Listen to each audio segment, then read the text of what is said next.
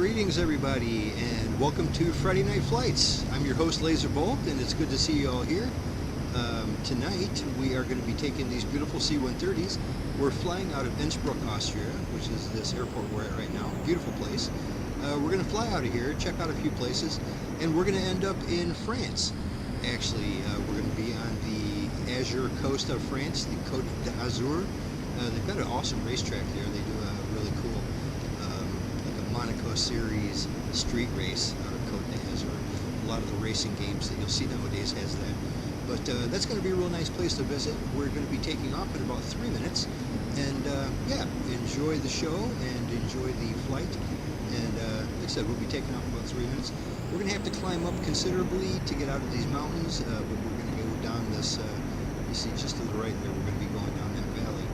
So I think we can get away with climbing to about 12,000 feet. We'll play it by eye and ear and see if we need to go any higher than that. But 12,000 should pretty much do it. How's everybody doing tonight? Happy Friday. Happy Friday. Don't know if anybody was talking earlier, but I had the wrong headset chosen. Oh, excellent. Yeah, I was wondering what happened to your comp. It's good to see you, buddy. Happy Friday, man. Happy Friday. Yeah, I was playing with my daughter last week, and I changed over to my other headset. And then I'm like, well, so I looked in Microsoft or in Windows. Like, well, it says I'm using my VR headset, but then I went and looked at Discord, and it's like, oh, that's right, I changed the default setting in that. So I'm here. Well, good deal. Yeah, you got everything matching, and it all sounds good. You might notice we got a new pilot with us tonight. We have GB joining us. He actually joined us in the air last night. Today he's joining us in Discord as well. He's a very nice fellow. So yeah. Don't spread that rumor around. That's all you need, huh?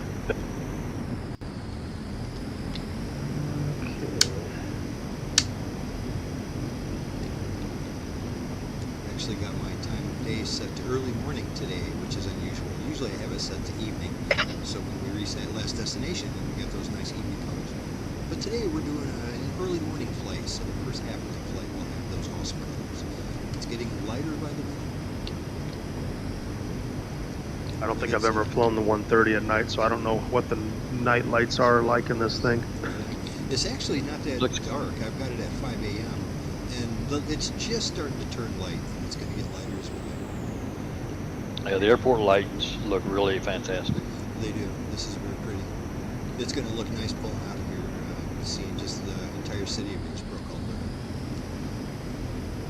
We're going to be climbing out of here in about a minute, guys, just over a minute. Like I said, you can count on, we're going to be climbing up to about 12,000 feet. I think the highest mountain peak in this entire area is more like 15,000, but that's only if we get lucky enough to go directly over it. So we'll play it by ear. I think we're going to start at 12,000. Okay, I didn't check the altimeter. My altimeter is reading almost 1,900 feet, just where we are now. Yeah, we're almost at 2 grand. Yeah, we're deep in the Alps at the moment. Let's check the map here.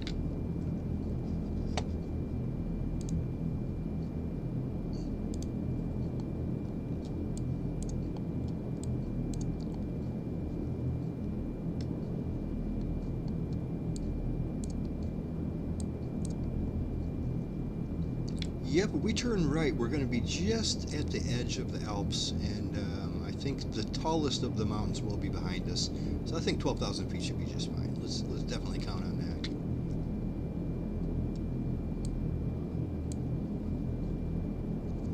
that. Our first destination is Basel, Mulhouse at Freiburg. I remember, I don't know, about 5 years ago we did a flight there, and it was pretty fun. Hello, Coast. Coast, good to see you, my friend. Greetings, happy Friday. How's everybody going? And welcome to GB. Yeah, Thanks, we got a new friend here, GB. Yeah. Well, Coast, you caught us just in time. We're getting ready to take off. So, yeah, guys, let's get these birds in the air. Don't forget a couple notches of flaps. We do have a little bit of elevation going on. So, yeah, Lazerbolt is rolling.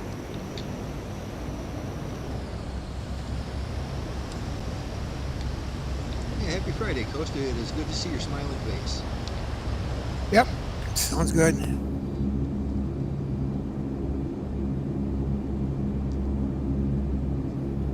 As they say, today's my birthday. Happy Is it birthday. Happy Well, birthday, happy buddy. birthday. Wow. Yep. Well, keep them coming. Yeah, keep them coming. Keep up the good work. Yeah. It's Is it getting hard. 81 today? Yep. Yep. Well, It keeps getting harder and harder to keep them going.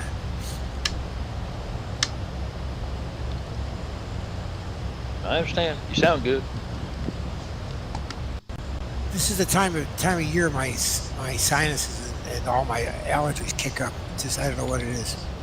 right. For me, it's more like springtime. I think I'm over all that nonsense at the moment.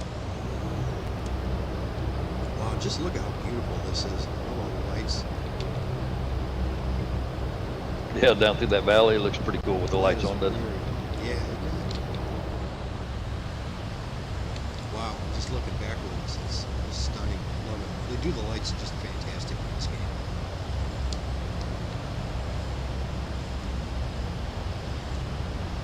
Well, I got my new computer all up and running, and I'm pretty happy with the results. I haven't monkeyed with the game too awful much. I've been spending most of the week just getting my computer all set up and updated, doing BIOS update and all that kind of stuff. But yeah, I went into the settings of the game and I just set everything to a high-end system, and absolutely smooth as silk. I think I still got some headroom. I might be able to put it on ultra high. As a matter of fact, I'm pretty sure I can. It's beautiful. Buttery smooth too. I gotta say, I'm liking the results of my new computer. I needed it. My whole computer was about 7 years old, and I came back from camping about 2 weeks ago, and it was dead, absolutely fried. I tried all the usual fixes, including putting a new power supply in there, and it didn't work. And I just said, well, you know what? The heck with it. I need a new computer anyway. It's time to build a new one, which I did. Were you hit by lightning or power surge or something? No, I don't know exactly what it was. I mean, it could be anything. Like I said, it was a 7-year-old system. And one thing for sure you can count on is one day your system's going to crap out. It's you know, sooner or later your system's going to die and you're going to need a new one. So, that came sooner than I wanted. I'm one of those guys that leaves my PC on all the time, and which of course I did that. I was on all the time. Oddly enough, before I went camping, I shut it off, and I don't turn it off very often. I pretty much had it running nonstop for 7 years. Well, I shut it off because I was going to be gone for most of the week, you know. And I came back and turned it back on, and I said, "Excuse me, no, thank you." I'm not sure if that's really related to it at all or not, but it was definitely an issue. And like I said, I tried all the normal, regular fixes to try to get it up and running again, and it just nothing did what I wanted it to do.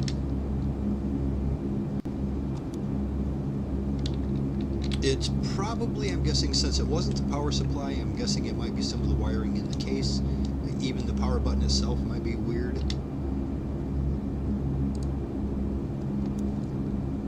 But like I said, it was time for a new computer, and I've been thinking about upgrading my old computer for quite a while, and now instead of upgrading it, I just put that money into buying a whole new one. The good thing is I saved a whole bunch of money because I was able to salvage a bunch of parts from my old system, a whole bunch of it.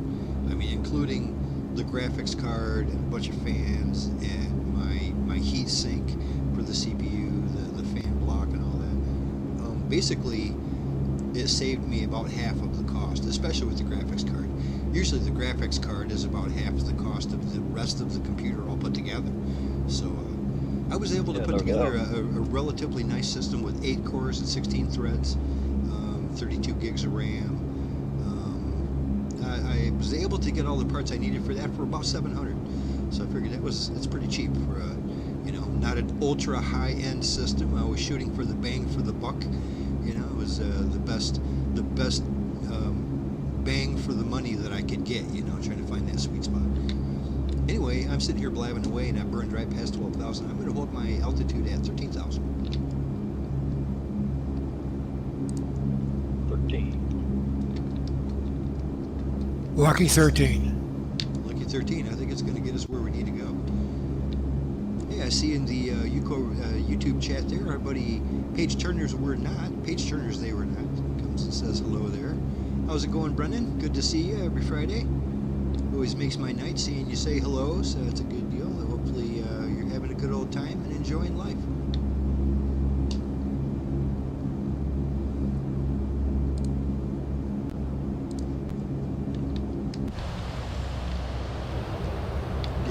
This cloud bank right in front of us is making me a little bit nervous because I can't quite see. I think we're definitely heading out of the mountains, but I don't think there's anything too tall right in front of us. But we're not like we're not super high above them either. Okay, I can see that. Yeah. Beautiful morning here in Innsbruck. I'm actually going really fast. Let me slow down. I forgot to mention we're going to be going about 270 knots indicated. Way faster than that. Just because you got a new computer, you want to give it full throttle. I know, yeah, Check it out.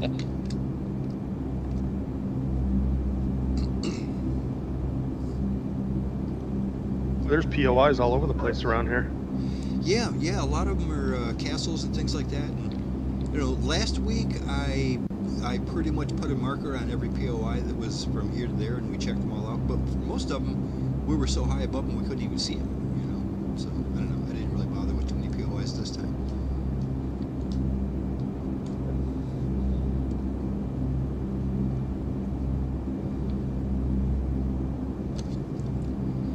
The C-130 is definitely not as good for checking out points of interest as a couple of them other birds, like that Twin Baron. That's still kind of my favorite, but I like that 408 a lot too.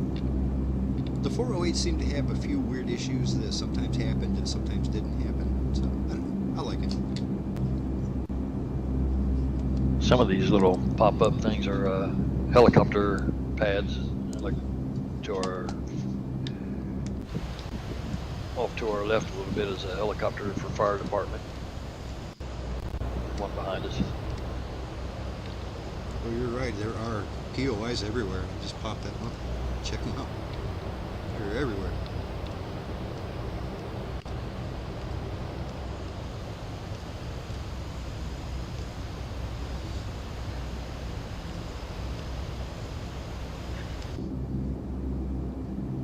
Yeah, one of the things that took me so long in getting my computer up and running, it was driving me nuts, man. I was about ready to pull my hair out. But when I first launched my PC, I plugged it into a monitor and all this kind of stuff, got a keyboard and a mouse going, and I turned it on. I put my boot stick in there so it would load Windows, Windows 11 I'm going with. And that all worked. It booted up, loaded Windows, I signed in, did everything I need to do. And then I thought, okay, now I'm going to reboot it up and then go into the BIOS and, for one, check the BIOS version. If it's a super outdated one, I'm going to update it, and it's to do a BIOS update. And I also wanted to turn on my XMP settings and things like that, so my memory would run at its correct 3600 speed. Because out of the box it only runs at 2400 speed, but if you turn on the XMP setting, it will go up to 3600, which is the speed it's rated for. So I go into the BIOS and I do that, and I checked a couple things out, checked out all the temperatures and checked out the fan speeds, and everything looked like it was great. Everything absolutely looked fantastic. But then I went and said, okay, save and exit in the BIOS, and everything just went like weird. All of a sudden it's telling me that I have a corrupted version of Windows and I need to reinstall the DLL for this kind of blah blah blah. And it was telling me errors that said that my graphics card didn't have enough power going to it, and I knew that was baloney. That's not true at all. It was just giving me one error after another, and it would restart itself over and over, and then it would bring up a screen saying, Windows Repair is attempting to fix your, and it was just like doing the craziest stuff. And I took 2 days trying to figure out what was up with that. And I went so far as to update my BIOS, and then the BIOS got screwed up because it didn't fully finish updating, and just kind of locked the system up halfway through, so I had to turn it off. I mean, I waited hours for it to unlock itself, and it didn't, so I just turned it off. Yep, that bricked my motherboard, and it was one thing after another. It was just the craziest shit. The way I unbricked my motherboard was I opened up my system, I took out a couple parts so I could reach, there's a little, it's called the CMOS.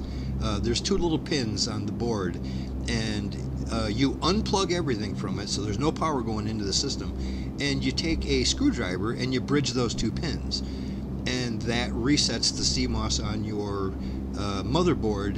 And if your motherboard has any life left in it and it's not fried, it should revert back to the factory settings, and it will have the version of BIOS in it that it shipped with. So I thought, what have I got to lose? I'm going to go ahead and do that. So I bridged the gap with a screwdriver. It didn't visibly do anything. Like I said, there's no power to the system or nothing. I was wondering if that would even work, but that's what I did. I put it all back together, turned it on, and bang, it booted right up. No problem. Everything was perfect. No problem whatsoever. And then I was really baffled. I was like, well, what's going on here? Is this going to keep happening? You know? And I went back into the BIOS to check the deal, and it reinstalled the version of the BIOS that I needed, and it put everything back to the defaults, which means that XMP setting was off. And that's when it dawned on me it was probably the XMP setting. That's really the only change in the BIOS I made. So I left the XMP BIOS off and booted the system up, and everything works fine. And just to reassure myself that's what it was, I went back into the BIOS, turned the XMP setting on, so it was like it's supposed to be, and that crashed everything again. Just absolutely crashed everything. So I was like, there you go. It took me 2 days to diagnose that problem. So I'll go back into the BIOS, I disabled it, and now everything is like the best computer you've ever seen. It boots up slick as shit. It's fast and powerful. The only problem is I'm a little bummed that I'm not getting the 3600 speed out of my RAM that I'm supposed to. But if that's all it took to fix it, then I'm happy.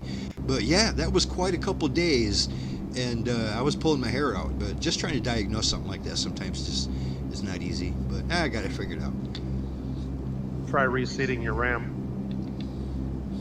Yeah, that was the first thing I did, because the RAM's right there. Oh. That's the old rule of thumb, really.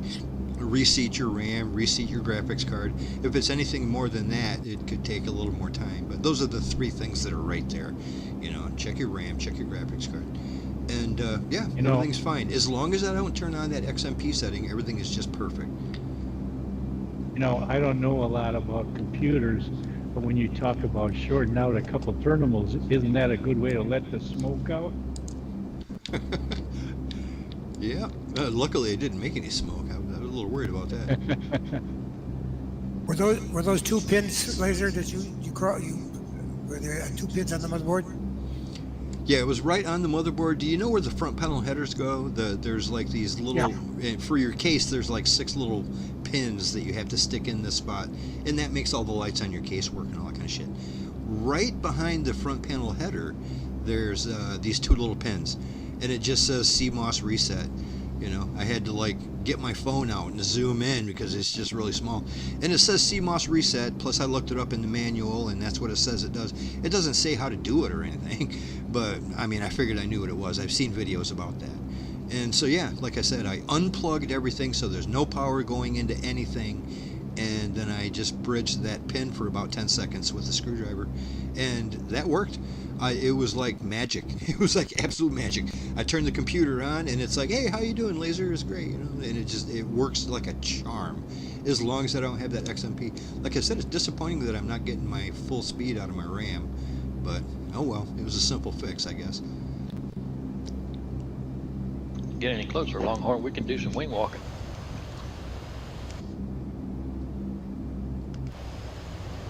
I'll see how it goes for you first. Okay. Make sure you got your parachute strapped on tight. Yeah, what's that first step? 270 knots might be hard to stand up. From my point of view, you guys look like professionals. Got the Blue Angels back I did here. sleep at a Holiday Inn last night. You've been hanging around, Travis. Someone's got to fill in the slack. There you go.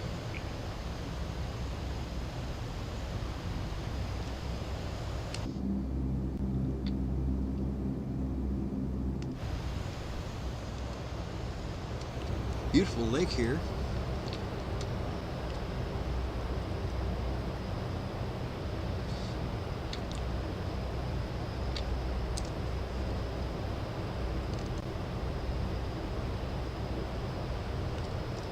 Boy, that one POI to the left there, is that some kind of an aqueduct or something? It's big, whatever it is. Oh, it's a bridge. It just popped into place. Never mind. I'm wondering what's on top of that mountain peak over to the left side. Or is it just naming the mountain? A lot of times that's what it's doing. Or there'll be like a little, like a park up there or something that just looks like everything else.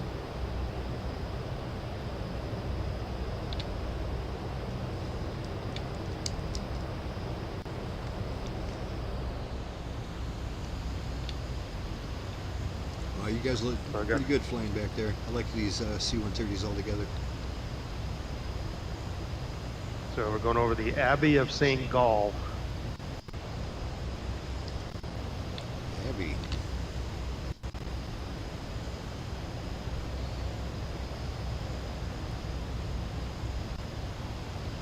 And then the other, oh yeah, actually you were right. It says it's a Sitter Viaduct. Oh, really? Okay. Yeah, it looked like a viaduct, and then as we got closer, it kind of changed shape. It's all lit up. I've got my time set too late. It's like I've got it set for about 6:30, so there's no lights on here. Yeah, well, it's just starting to. I mean, it's starting to get daylight now, but it's lit up really nice and bright.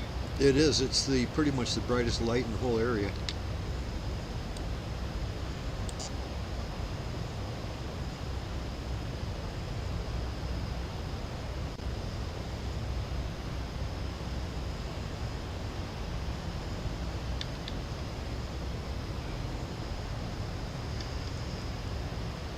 So if anybody was ever interested in joining us on these Friday night flights, we would love to have you. We encourage you to join. We're kind of easy to get along with around here, and we just like having a good, comfortable, casual time. You can join us easily enough by getting the information on the group flight information right here in our Discord channel, or if you check the description of the video on YouTube, we'll tell you what we're flying and where we're going. A good way to get the game is to get it right on GamePass. Otherwise, it's quite expensive. But if you're not sure if it's for you, go ahead and grab it on GamePass and join us one of these times. We would love to see you. If you can't join us, at least like and subscribe. Come on, do it.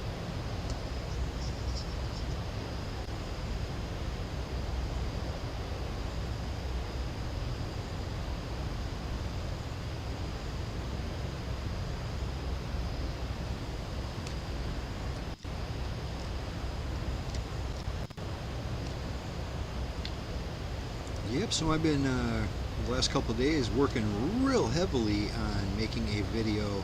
Of course, I recorded myself putting that new computer together, so I'm making a video about it. But also, of course, you know how computers are. For some reason, my version of my favorite editing software is Premiere Elements, and I just could not get that to work on my Windows 11 machine. I've been trying to install it 10 times, and it just gets so far, and it says you're missing this, or it doesn't work because of that. And you go to the help. We've all been there many times, where you do everything that they suggest you do, and it still doesn't work. And it's some kind of a weird copy protection type business going on, to where it was such a pain in the ass. I just said, you know what, screw it. I'm just going to grab a different editing software. And so for the last couple of days, I've been teaching myself how to use these different editing softwares to try to put this video together. Some of them I like, some of them I don't. One of them I started using that I really liked a lot was called CapCut, I think, and I really liked it. It was user-friendly. It had all the bells and whistles. I mean, absolutely fantastic. And it's quote-unquote free, or you can get the pro version. And I was really enjoying it until I Googled it. When I Googled it to get a little more information about how to do certain things, I just got page after page of people complaining that about a month or two ago, or a few months ago, they changed their terms of service. And they basically say in their terms of service that any video you create using their software, they own. They can use it without paying you royalties. They can use it in advertising. They don't even have to ask you. It's they own it. They say that you own it, but also they own it. You know what I mean? It was like, and there's a lot of people complaining about that. And it doesn't help that it turns out the company that makes that software is the same company that owns TikTok. So it's the TikTok company out of China that's doing that, and they want to own all your information. So I was super disappointed to see that, so I stopped using it immediately. I just, I mean, it was the best ever used for editing, and it just had every easily accessible, and they make me feel horrible. So I'm not going to use that. Don't blame you. Germany, maybe the tip of it. I know we came here before doing those backseat. It is 109.35. 109.35. And that's at a magnetic heading of 332 degrees. So count on that, 332 degrees, and has an ILS frequency. So that's what we're going to be doing. We are about 45 miles out from there. In just a few more miles, when I'm within about 30 or so, I'm going to start dropping her down. Since we only have an elevation of 800 feet, I'm going to drop her down to about 4,000-ish, and that should be a decent approach, and we'll be able to see the runway just fine.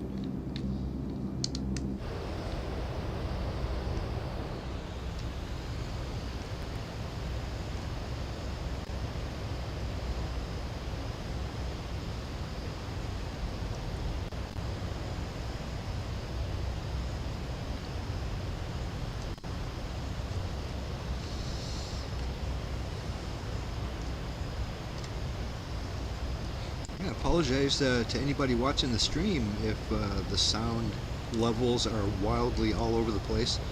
Like I said, I haven't even had a chance to listen to the stream yet and see if the settings or the levels on everything is reasonable. But I hope it's you can understand everybody and hear us all really nice and not drowned out by other sounds.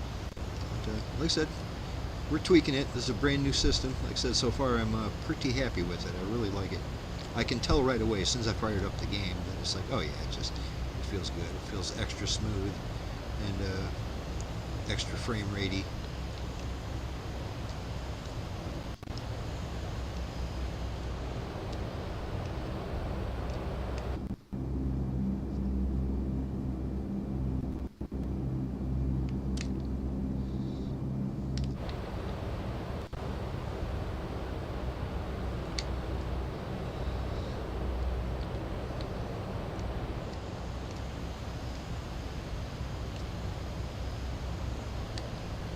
Yeah, I really didn't want to install Windows 11 on here. I'm a Windows 10 guy, but I did it, and it's okay. Now, the more I'm using it, the more it's getting better and better all the time. At least I know where everything's at, what I'm looking for,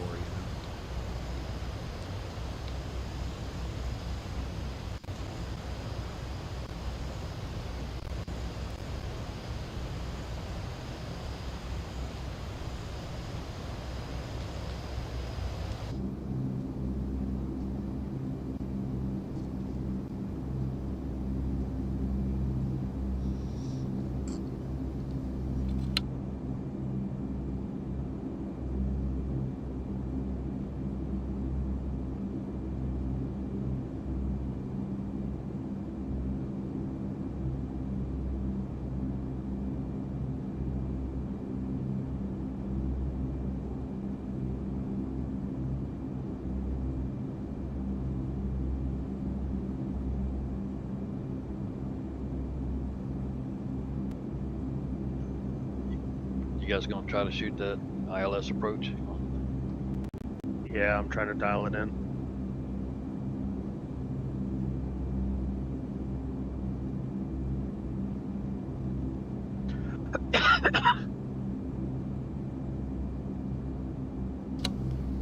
Yeah, are you going to do that ILS, Bob? I'm gonna try it. What was the elevation? Do you remember? It was only like 800 About feet. 80. Yeah, 880 or something like that. Yeah. I almost expected more. I'm going to bring her down, like I said, to about 4,000 feet. I got quite a descent to make here, so I'm going to do it steeply.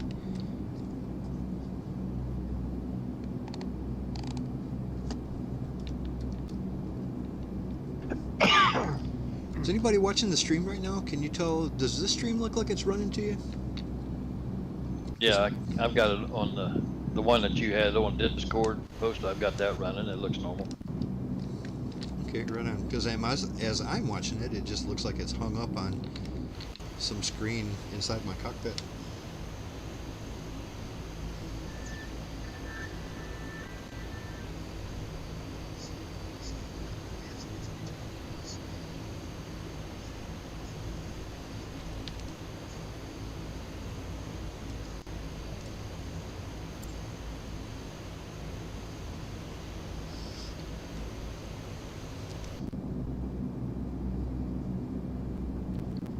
Yeah, I'm going to really have to descend here in a hurry.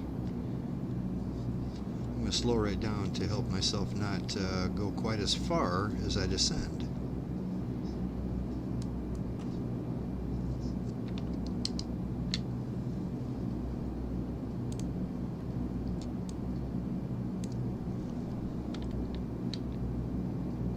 Let's also jog to the right here just a few degrees, and that will help us line up with that runway.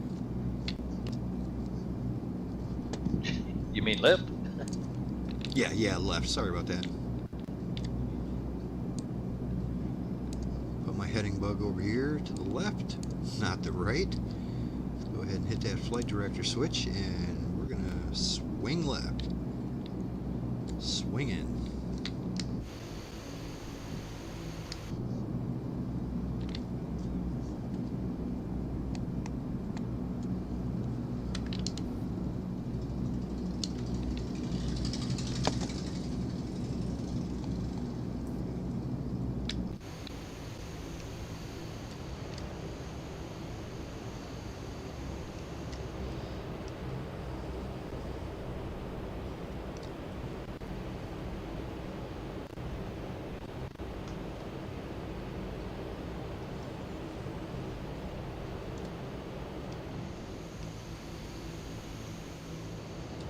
Being that this is Germany, there's a decent chance that's the Rhine River, I guess.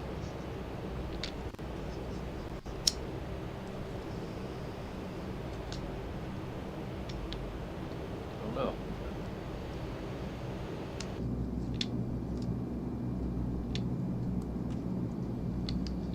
Descending through 7,000 for 4,000. Inbound runway 33.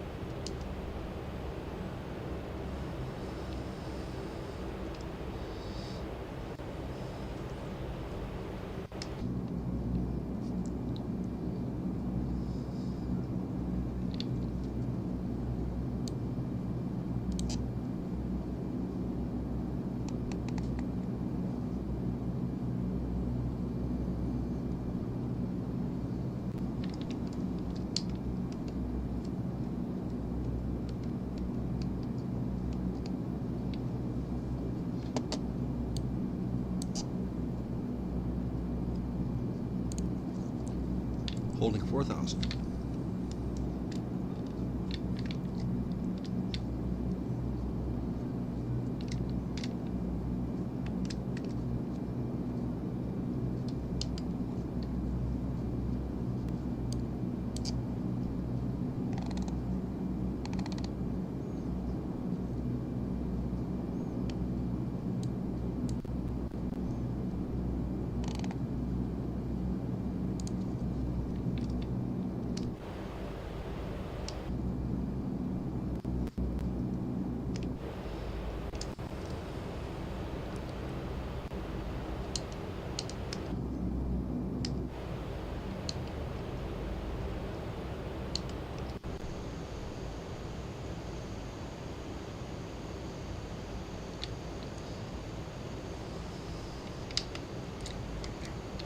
Lazerbolt is turning final, runway 33 at Mulhouse.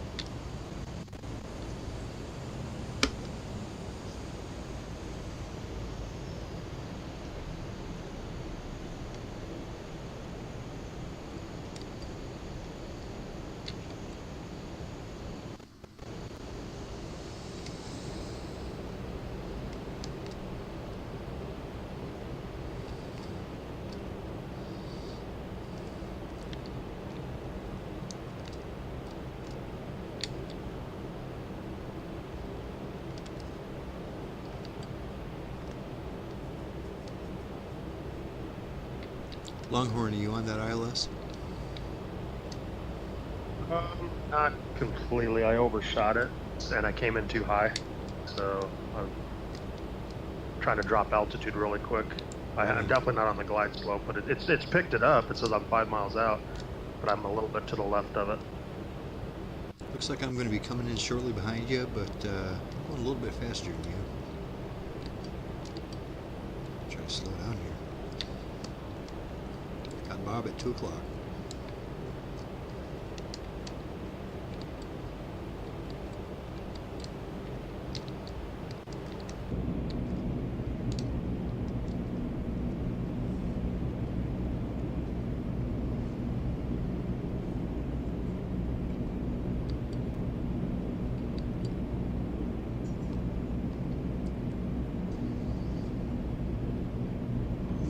Yeah, I didn't pick it up either. It turned to me, but I think I was too high. I was also. Yeah, the chart actually has you coming in from the left side to get this ILS, and since I came in from the right, I think it screwed me all up. Yeah, Got me too. The hills might have been a little bit too tall on that side to be low enough.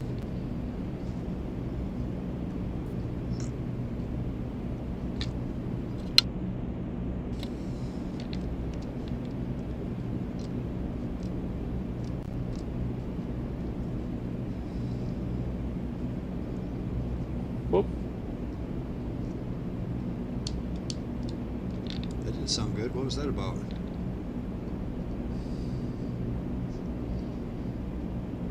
Oh, we just had somebody join and then dropped out real quick like. I saw they were on an Xbox.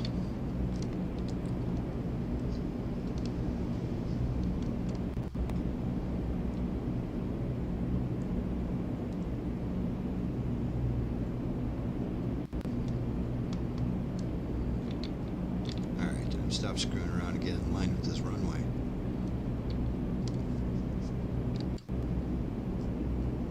On the ground.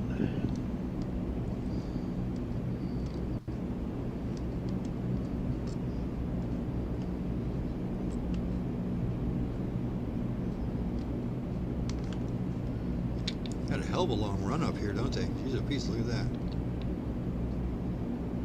And then the runway's still 12,000 feet past it. Yeah, there's no danger of overrunning it and hitting the trees on this one, huh?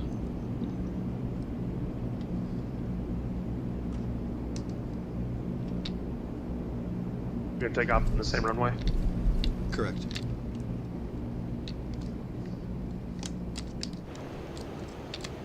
don't know what's going on here. I landed on my wingtip.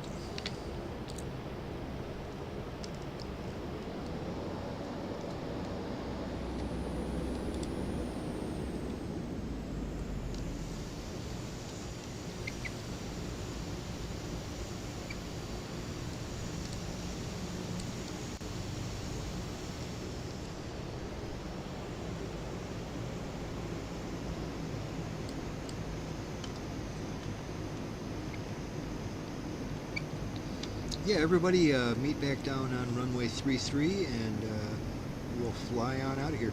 I don't think we're going to need to go quite this high on this leg. We might go up to 8,000. Let me check the map here again real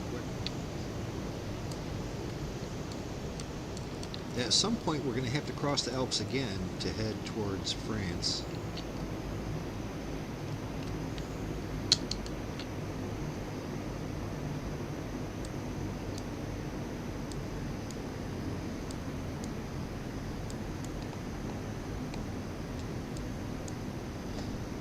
Well, we are going to be flying right along this ridge line here too, so let's go back up to 10,000 on this leg. 10,000 should get us there just fine. 10,000.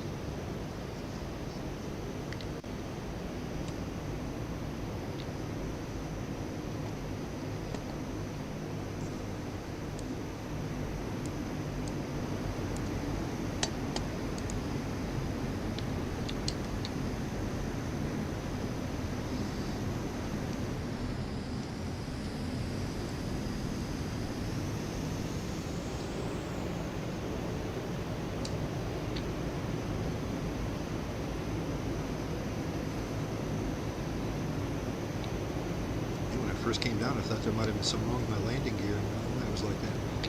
I was tipped right over on my right wingtip. Must have been me. Could have been.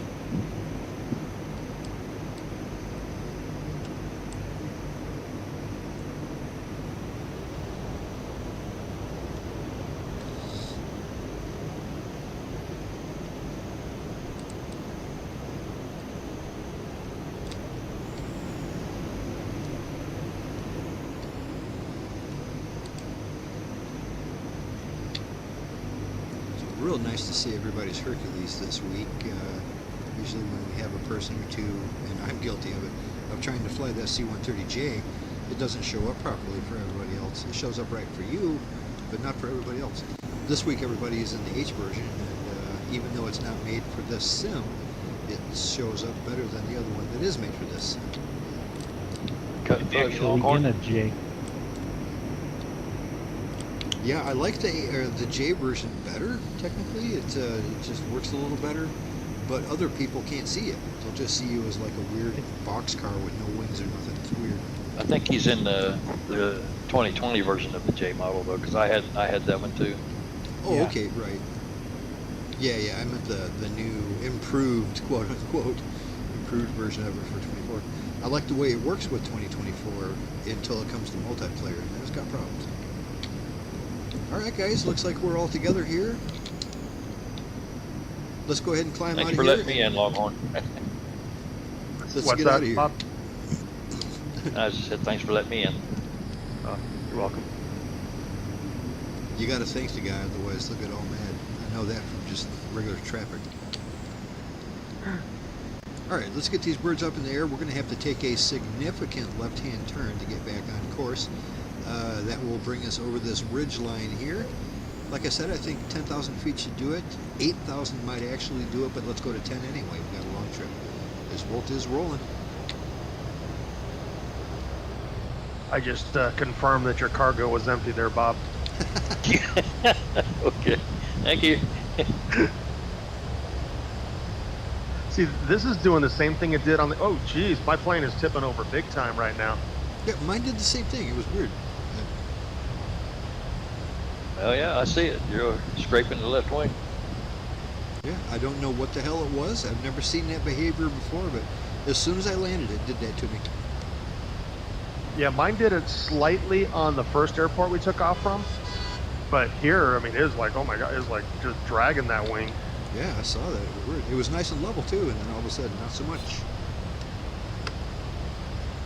The weird thing is the faster I got, the more it leveled out, and then it took off perfectly straight, and it didn't pull me once I got in the air. So it seemed like there was a heavy crosswind, but it didn't seem to do it once I got up in the air. Right.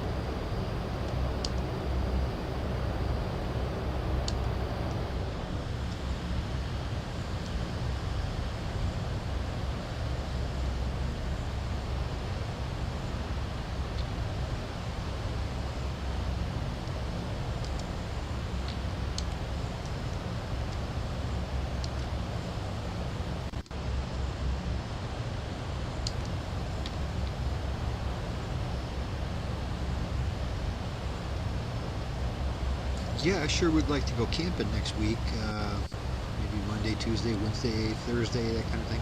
But it doesn't look like the weather's going to cooperate. The weather's going to be awesome this weekend, and I just ain't going to be able to swing it. But next week looks like it's going to be rainy. Send it down here to Tennessee, man. We need some. We ain't had it in a while. Need some liquid around there, eh? Yeah, it's drying out.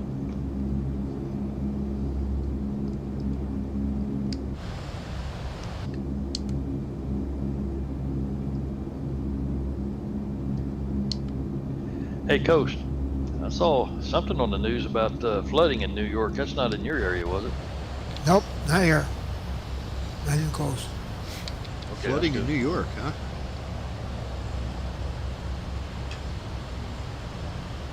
Maybe in the city. I'm not sure. Looked like it might have been in the city. Yeah, well, New York City is pretty much down to where the sea is, though. It's very low down that way. In fact, Manhattan is actually built on top of an island that's almost at sea level. It's built up. Good grief. Yeah. So they probably got water problems all the time.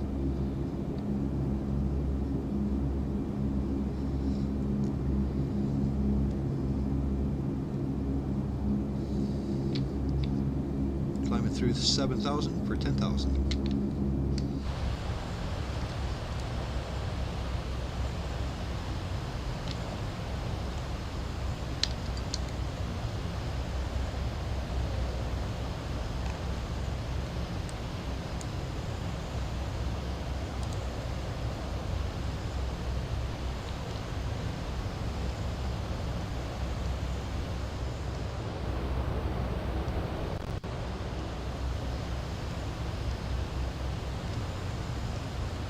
Lost track of Longhorn.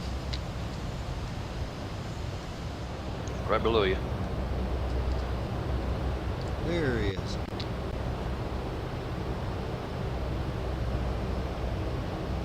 Good thing Hog Dog's not here. He would never let somebody say blow you without, without That's making the a hog joke. dog. That's the hog That's dog the hog joke. dog rule. Yep. Who? Yeah, he would have just pointed out, you said blow you. As Very you can say, highbrow hog. stuff. Yeah, very highbrow. Yeah. We were a sophisticated group at one time. Alrighty, I just passed 10,000, so I'm going to hit my brakes right here.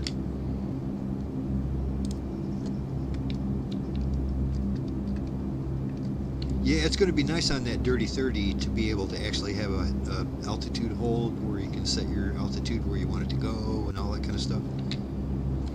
As much as I like the analog gauges and everything, that's the one thing I'm going to look forward to, because I always burn past my altitude. I'm not looking, you know.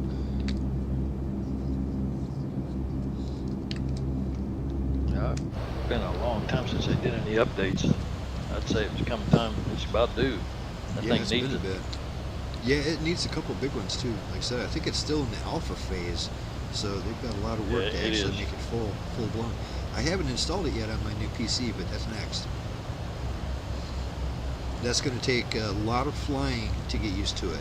There's a lot of learning to be done on that airplane. Big learning curve. Sure enough.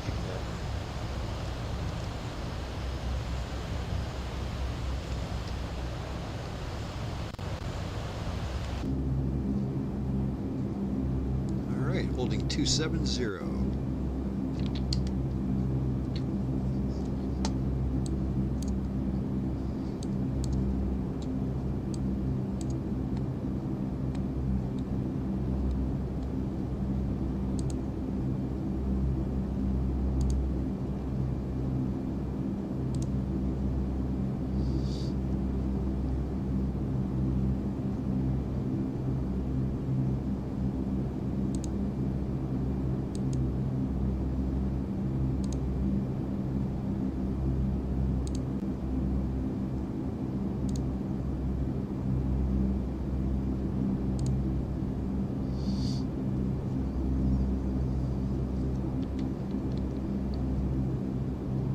Well, when we get to St. Exupery, which is Lima Foxtrot Lima Lima. That's going to be our next stop. When we get there, let's go ahead and land on runway 17 left. I have a 0 knot wind, so I'm going to ignore the recommended runway. So let's land 17 left. We have 8,800 feet of asphalt. That's plenty. Only 700 feet of elevation. That's also plenty. It's got an ILS, so that's another chance for us to try our ILS landing skills here. The ILS frequency is at 109.1. 109.1. It is at a 173 degrees magnetic. So count on that, 173 degrees magnetic at 109.1 for runway 17 left. We still got a little bit to go, about 120 miles, so enjoy the view.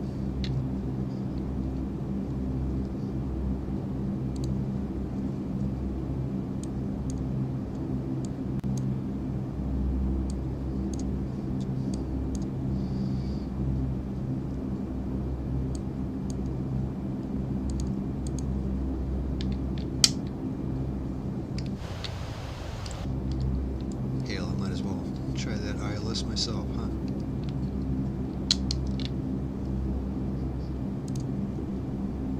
Gonna have 109.1. Go up here to the navigation radio.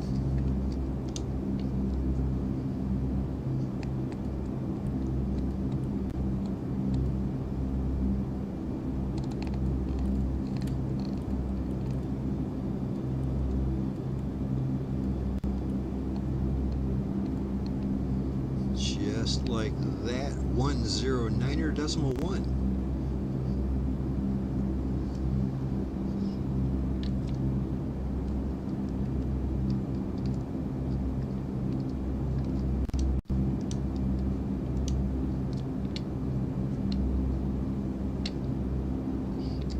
I just have to remember to set my course heading to a 173 degrees magnetic when we get close enough.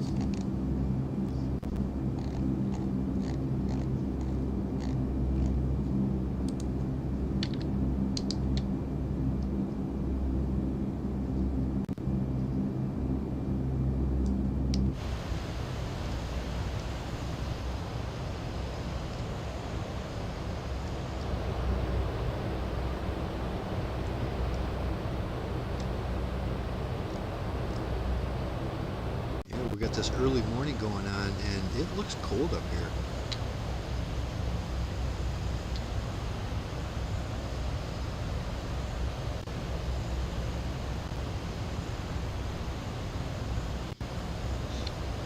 I've got the sun just coming up over the horizon behind me. Looks pretty cool. Hey, we got JMB. JMB's checking in on the chat there. Thanks. I wish I would have caught this a second ago, but I missed it. He's just saying hi to Brennan, wondering if he's still here, and Laser and Laser's friends says he's just lurking. Good to see you, JMB. You're a nice fella. Happy Friday to you.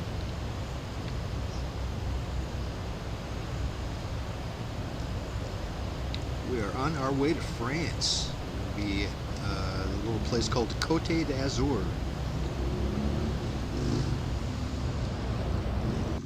What is azure in French? Is that blue or green? I know it's a color. I think it's blue. So basically we're going to the blue coast. There's a big old, they do a big road course here every year. That's quite exciting.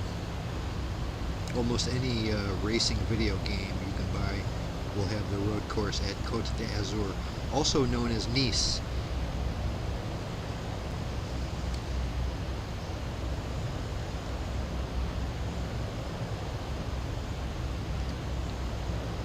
Yeah, you're right, Bob. Those colors behind us are just great. Got that nice stripe of yellow and orange and red.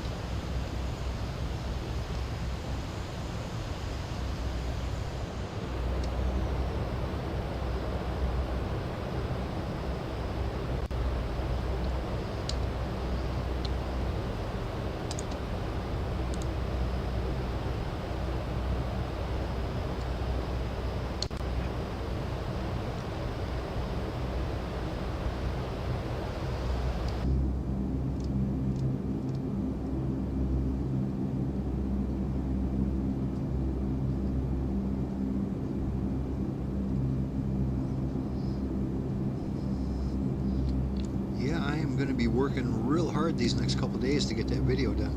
Like I said, I'm using some unfamiliar editing software, so I'm kind of learning as I'm going.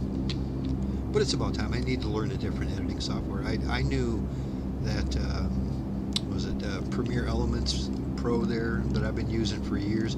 I knew that like the back of my hand.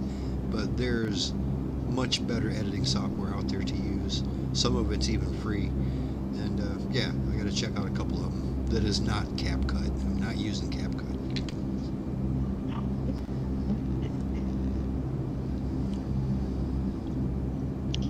Hey, GB, was you saying something that you looked like you keyed up, but I couldn't hear you?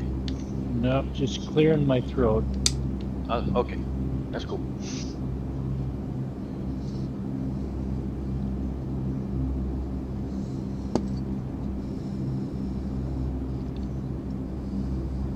When we get to St. Exupery, that's going to be our penultimate stop for the evening. That's our traditional, we take a 10-minute break, and that's what's going to happen when we get there. We're going to form up, take 10 minutes.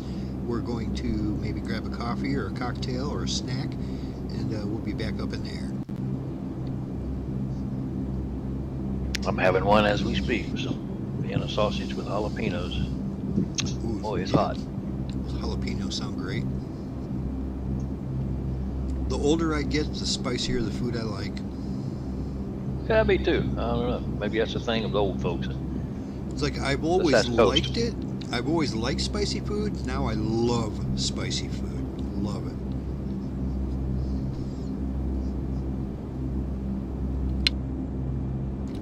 I've had other people tell me, like family members and my sister in particular, that she used to like spicy food. The older she got, the more she didn't. Like the older she got, the more it hit her. And it's like, I don't know. I think maybe she just didn't keep up with it or something.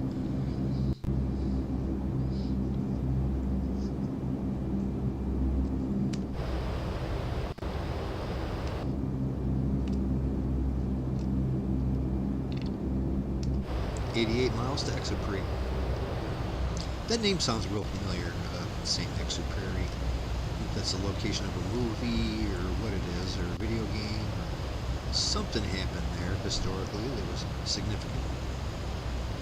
Of course, you can say that of most of Europe. I know very little, if anything at all, about France, or even this part of the world.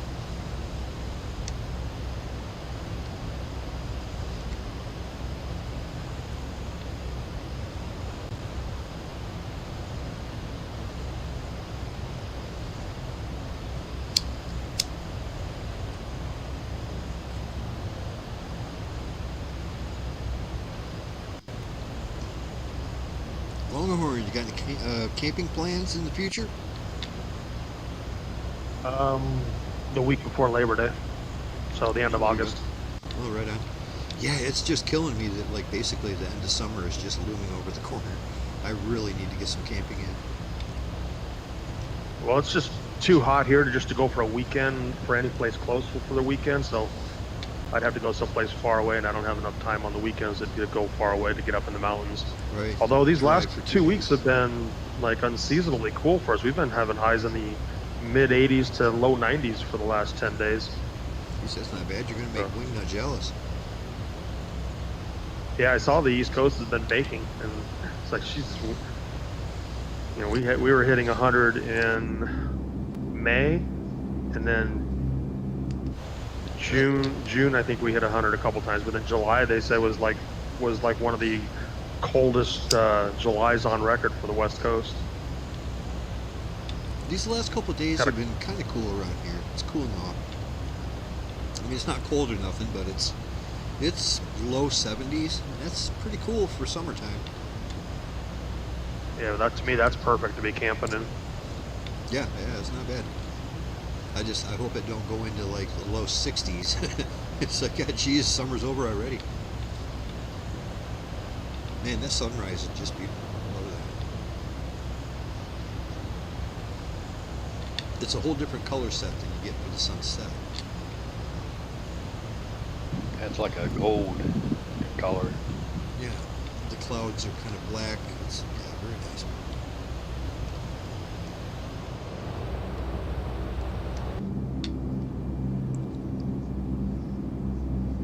The Just a reminder, we're going to be landing runway 17 left when we get there. 17 left.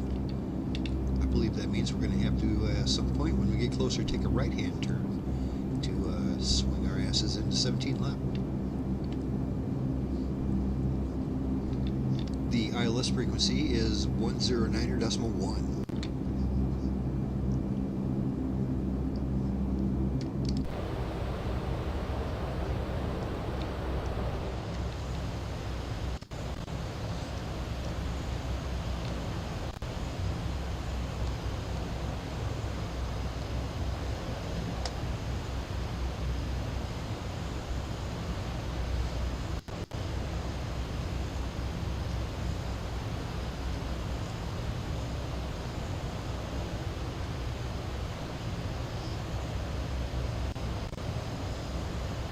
Quotation marks around it.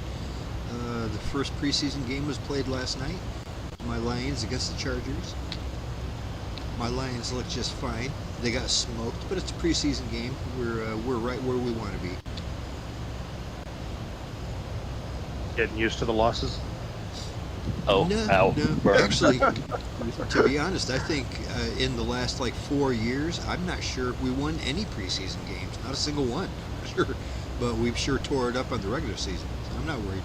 Like I said, we're right where we need to be. That's I right. was I've going seen to the, say something, but the Longhorn beat me to it. all right, that's right. I've seen the Cardinals go undefeated in the preseason and then only win 4 games the whole Right. regular season. So It almost seems preseason like to me bad news. means nothing. Right, it almost seems like bad luck or something.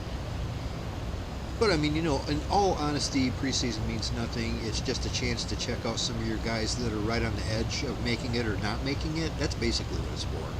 Let's put some of these guys that we're not sure about, put them out there and see what they look like against a full-blown enemy with their guys that are just, you know, scrubs. And, you know, some of them will make the team and some of them won't. The guys that are going to make the team, we already know who they are. They're not playing much, and if they are, they're not putting much into it.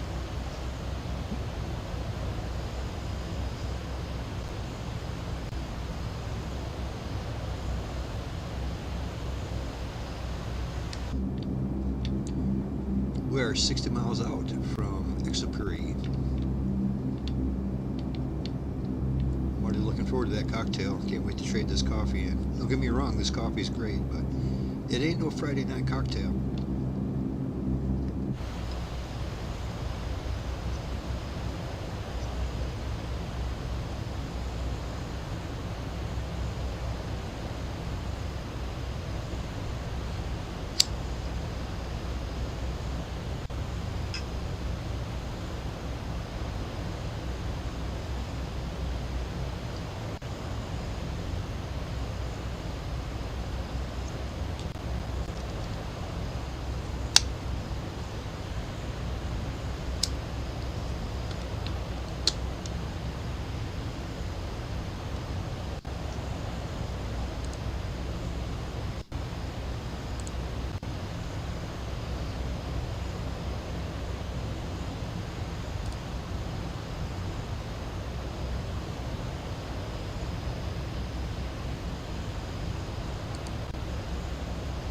Yeah, it's weird. We're coming in on 17 left. 17 right is actually way bigger. It's way bigger. 17 left is plenty big for us, but 17 right is huge. But there's no ILS. It's weird. You'd think they would put the ILS on the big runway, not the little one. But hey, we're coming in on the little one. It's almost 9,000 feet, so it's not that little. That's good.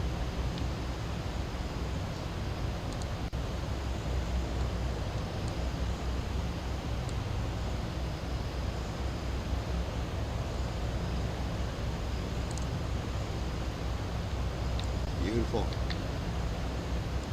This might be the thumbnail for next week.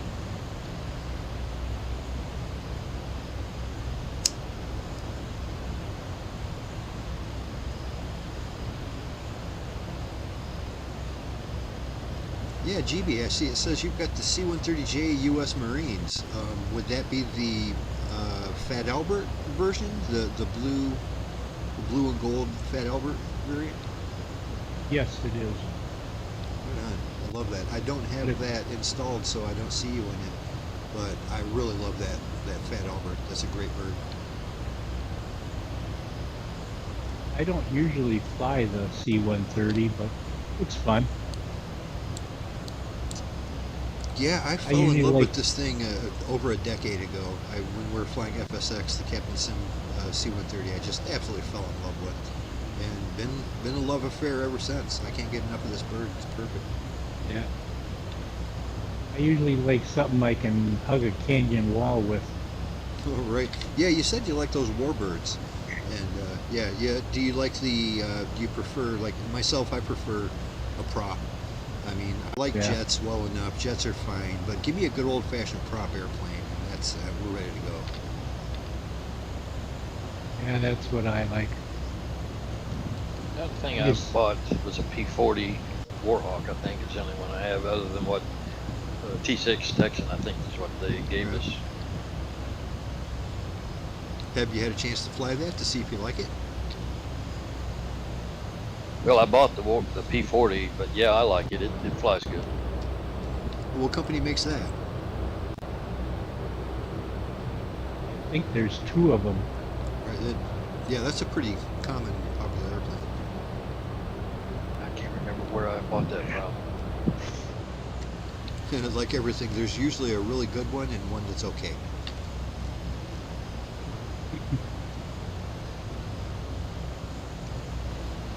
My favorite is the P-47. That's fun to fly. Microprose was supposed to come out with a B-17. They've been over a year since I heard the announcement, but there's been nothing come out on it yet that I've heard. I see the Lancaster just came out. Yeah, saw that. Yeah, that's going to sell good. From what I understand, there's still 2 flyable Lancasters around, one in Canada and one over in UK. Probably show up at all the air shows in that neighborhood. And you'll probably see that airplane flying a lot if you fly with some of the guys over at UK. You guys ever make it up to the EAA convention? I have. In Oshkosh? I have a couple times. Yeah. I go up there every year. That's just the place to go. I watched it on YouTube, a lot of the events there. Yeah.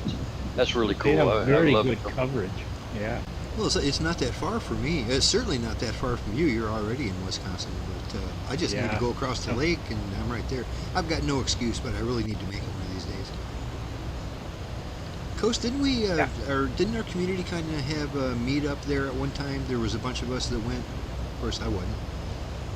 No, this was a we didn't make much of a meetup. With Bob, you mean? No, I was saying with Bob that was in Las Vegas, but it seemed like, or maybe it was just like an unofficial thing that it just happened to be a bunch of people from our community, including like Warhawk and Travis and a few of those guys. They just happened to meet each other up at Oshkosh. But they met in Oshkosh. Yeah, there might have been. I didn't go, but yeah. I've seen. I photographed the Lancaster in flight at air shows before, so I've seen it flying. Well, we're only about 26 miles out from our destination. We're going to have to lose some altitude and turn to the right. So I'm going to start turning to the right now and bring this bird down to about 4,000. Set the heading bug, flip the flight director, and here we go.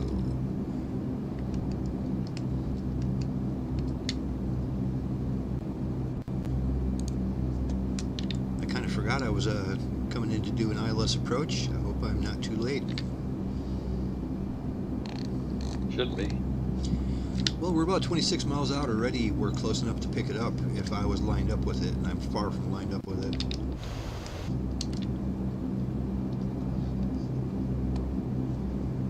If I swing far enough out to the right, maybe. Plus, at this point, I am way above the glide slope.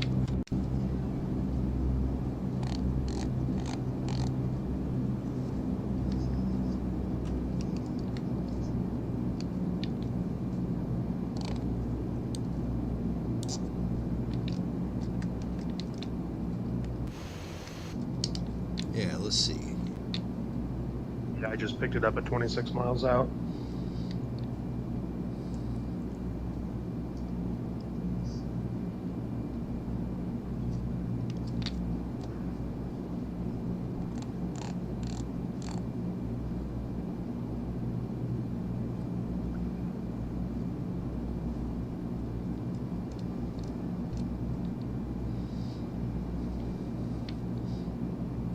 Yeah, I'm way above the glide slope. Not for long though. I'm going to go ahead and jog a little bit northwest. We'll swing back around. Matter of fact, I don't see an indicator for the glide slope yet at all.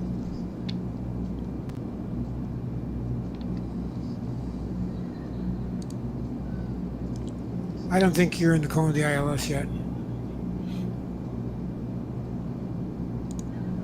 Remember, the magnetic heading is 173 degrees.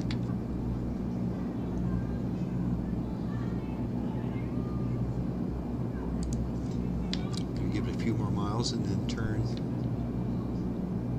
on final. Probably about that time I'll be at 4,000 feet and that'll be good.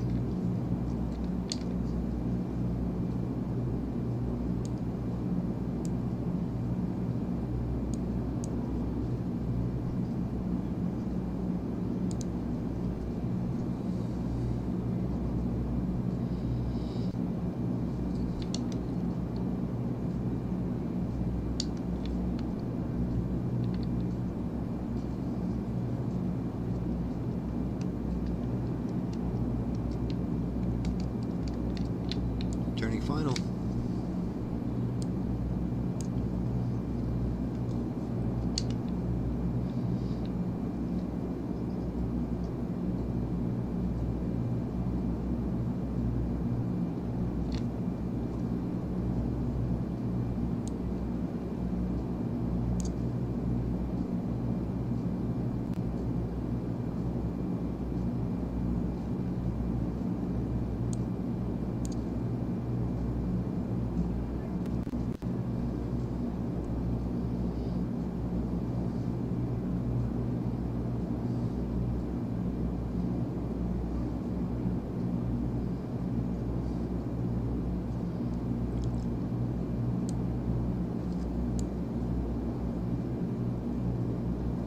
Still no sign of that ILS feather. I should definitely have it by now. I mean, not the ILS, but the glide slope.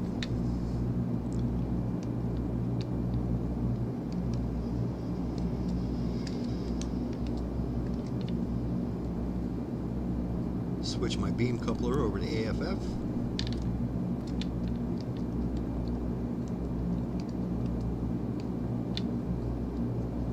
Switch this over to nav 1 and we'll see what happens. Okay, now good beans. I think I'm lining up with the ILS, or I will be as soon as I disengage this. Alright, under the glide slope, everything's looking good. Lining up with it right now. Perfect.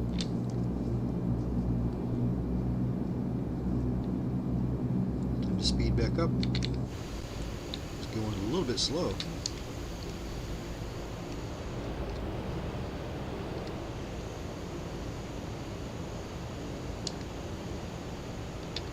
Oh, I forgot to set my course.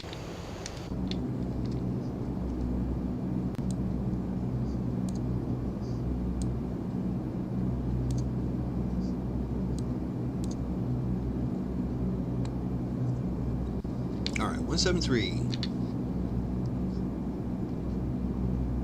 Looks like I got the localizer and the glide slope.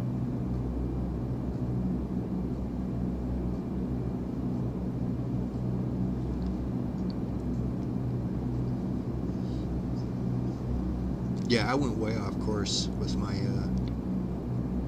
it's going to swing me back around full 180 degrees. I didn't have my course setting correct. It's always so easy to forget that.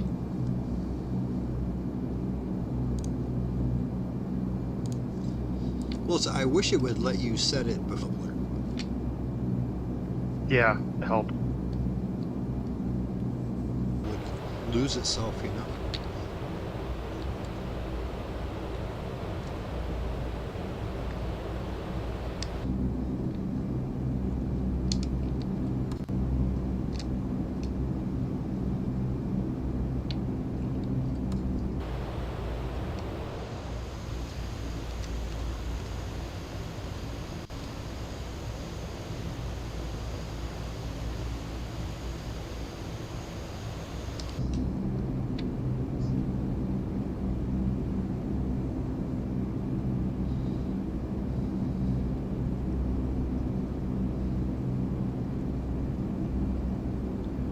Looks like I'm going to give you guys a little bit of a show coming in last here. Light slope indicators dropping. Let's see if it latches on. I'm pretty confident that it will.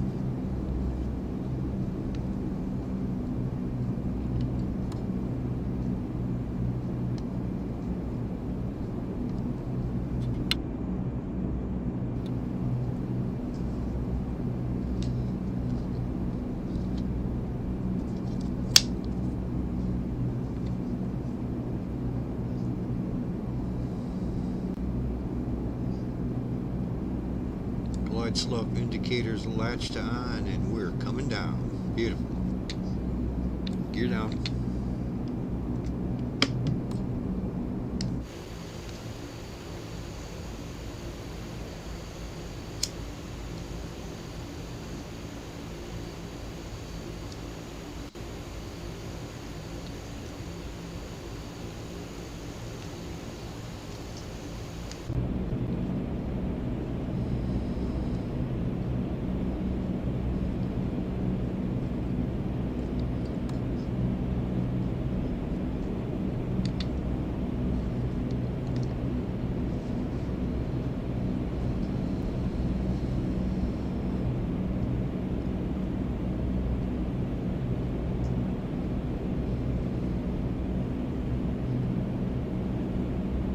Hey, it looked nice and smooth, Longhorn.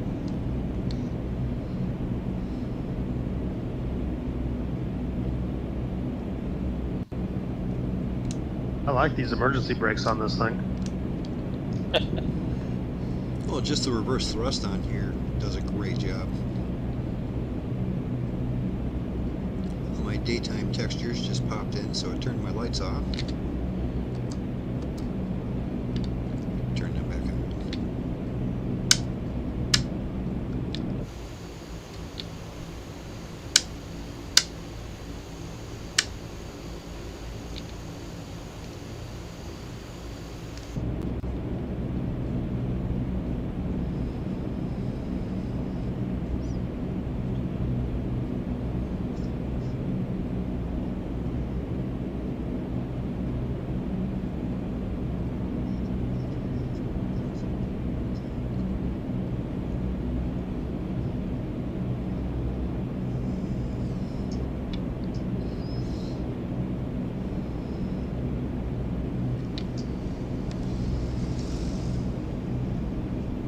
Hey guys, good luck. I'm going to be sort of signing out, guys. Take care.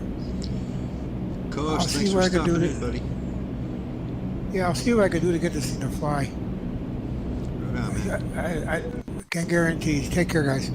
You take care of See you later, yourself, Coach. buddy. Yeah, drop in and tell us how you're doing, man. Will do.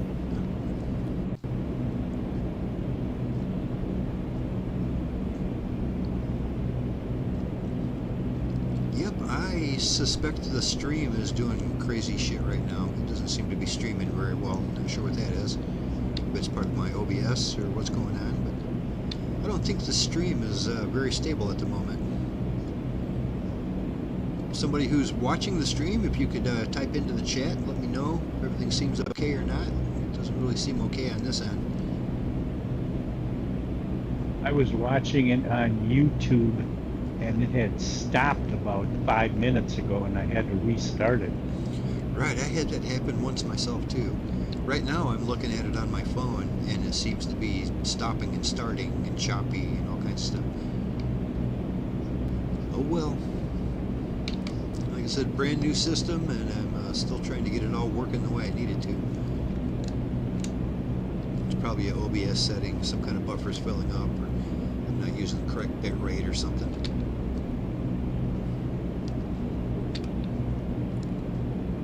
Lazerbolt's over the threshold. Alright guys, let's just call this at 1/2 the hour right now. And we're going to be back up in the air, not on the runway, in the air. It's easy to do. With the information for the group flight and what we're flying is in the description of the YouTube video. And you can get the game on GamePass. It's a good way to do it. Go ahead and like and subscribe and hit the bell and all that kind of stuff. And we'll be back up in the air in 10 minutes, guys. Okay, I'll be back. I'm not sure what it is, but it looks like the stream finally kind of stabilized itself. Could be my internet, who knows? I've been diagnosing stuff all week with this new PC. That's probably going to continue. You know how a new rig is, it just takes you forever to get everything just like you want it.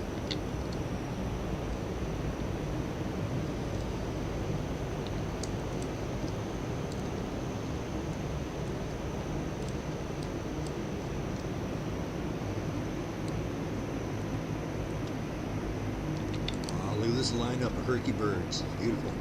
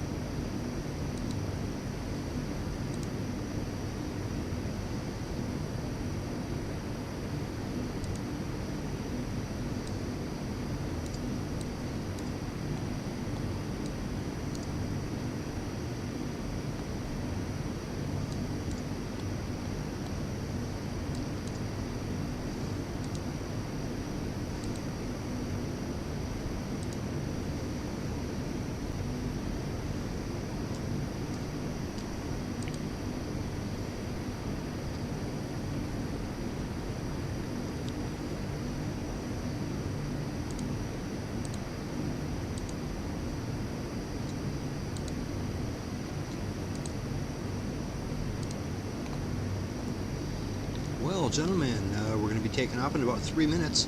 I'm looking at the map here for Nice at Cote de Azure. We should probably go landing on runway 04 left. That's what it's recommending. I got a 9-knot wind coming off of the ocean. So yeah, let's count on runway 04 left. I checked all the runways here. There's 4 of them. None of them have an ILS approach, so it doesn't matter. Runway 4 left is 8,000 feet of asphalt. We're right down on the coast, so we don't have much elevation to worry about. But count on that, 8,000 foot of asphalt for runway 04 left. 4 right has an ILS. 4 right has an ILS? Yep. Huh, it doesn't say so for me. Are you looking in the game, or? Yeah, it's airport is LFMN, right? Lima, Frank, Michael, Nancy? That is true. Nice, Cote d'Azur. Yeah. For me, it says runway 04 right. Is that what you said? 04 right? Yep.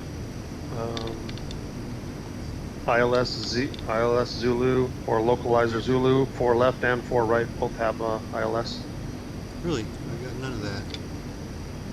I see it on a little nav map. Huh. Or Yeah, if you're I don't have any of seeing that. this, or if you're weird. seeing the same bug, are you able to switch between what is it, FAA and what is the other one for approaches? I forgot what the other one's, like LIFP or something, or whatever That's the just other for the approach format. procedures. That's Yeah, one yeah, of whatever those. the 2 approach. Yeah, right now I don't I've have ran an into approach added at all. Yeah, so you're probably on the other thing, the LIFP or whatever it was, which I've had an issue with, where the buttons to switch between that and FAA disappears, so you can't go to FAA to see the approaches. Huh, that's weird. But if I you don't want see it on the EFB in the game either, but I have a little nav map on it. I can see it. Oh, yeah, that's where I'm seeing is on the EFB, because that's all I have. Very weird. Go I didn't to know it did that. That's the first time I've seen that.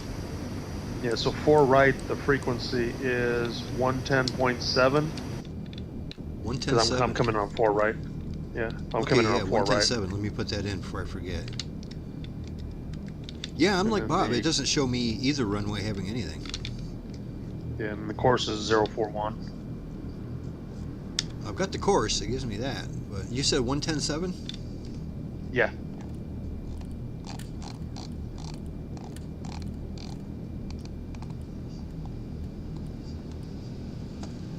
All right, thank you, sir. 110.7.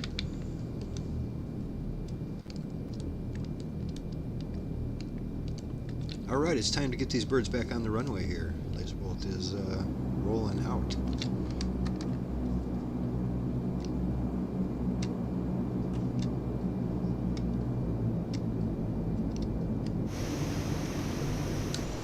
Be back up in the air and crossing the Alps again. It's not at the tallest part of the Alps, but we should probably at least go up to 10,000. We'll play it by ear and see what happens. That'll probably be just fine. And then we're going to have to go all the way back down.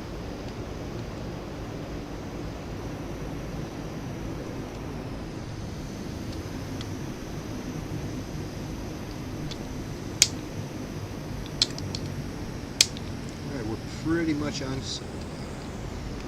Let me change a few things on my autopilot dial here.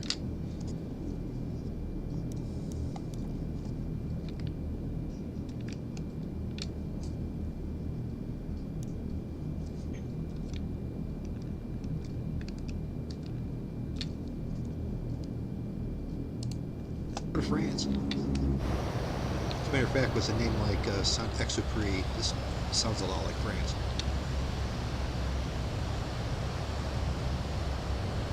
Maybe next week we'll swing by Paris. Oh.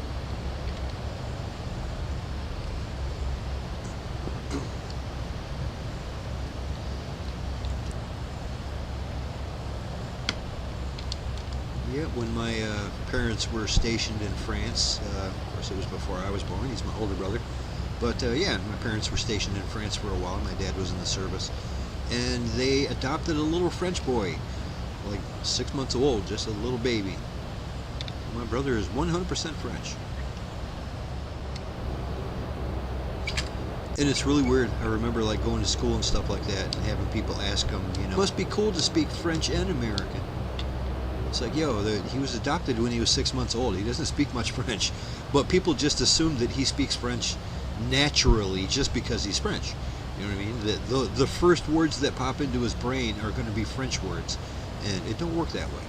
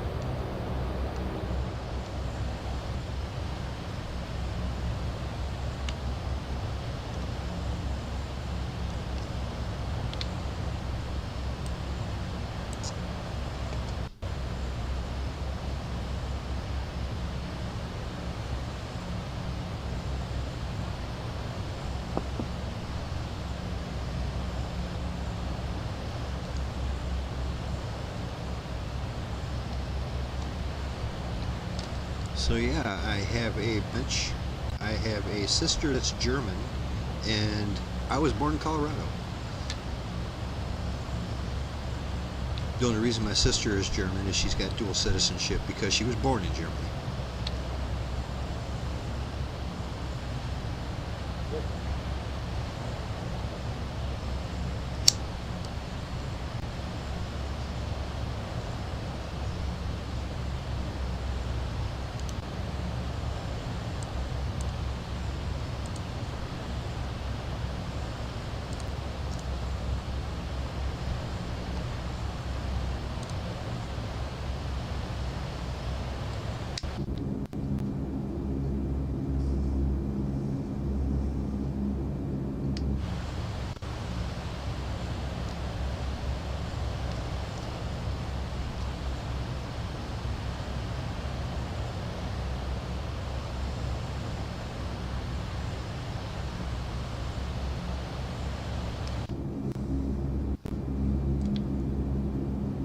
Climbing through 8,000 for 10,000.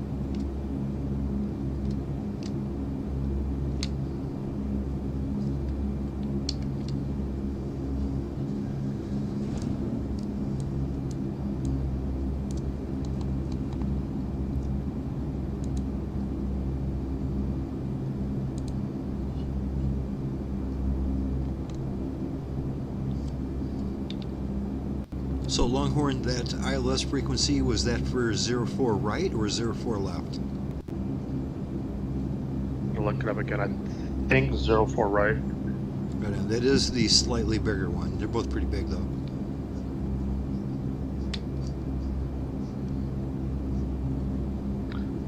Let's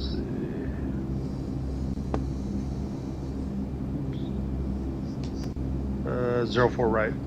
04 right. Thank you, sir.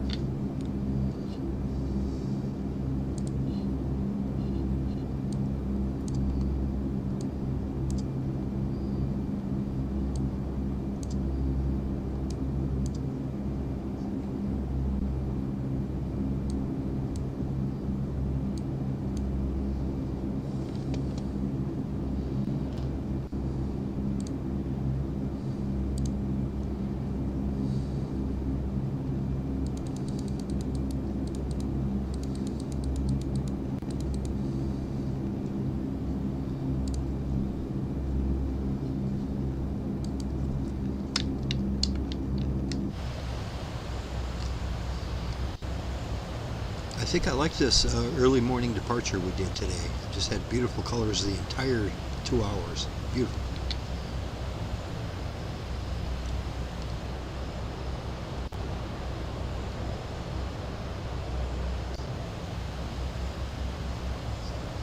I don't think 10,000 is going to do it. You don't think so? No.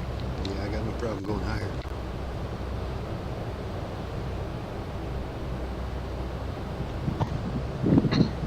Little nav map showing a red line at 10,500, and that is right at the peak of the one we're coming to. So either way, 10,000 is going to be right on the edge. I can't see anything right now. I'm in the clouds, and that always makes me nervous. I mean, we don't even have the GPS display that shows you like the cartoon of, you know, is there a mountain in the way or not? I've got my clouds set pretty high, and so the clouds are probably at about 20,000 feet. Right. But it looks like if I maintain my present altitude, I might, if I don't turn anywhere, Right. looks like I might scrape by this one. There's a hill coming up on the left that looks higher than I am. Well, it wouldn't kill me to go a little higher anyway. I'm going to bring her up just a little bit here.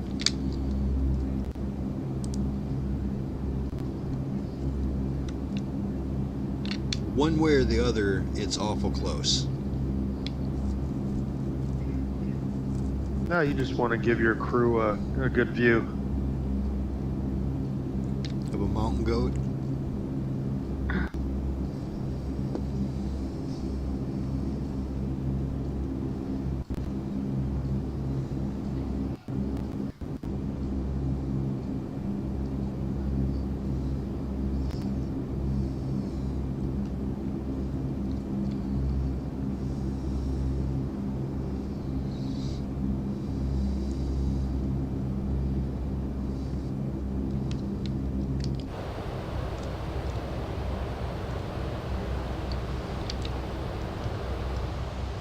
Quite the place down here. Look at that.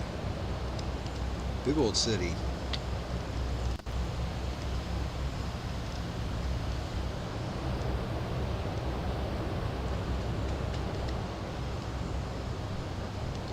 And this mountain ridge, look at that. That's pretty highly detailed. Looks good going all the way off in the distance.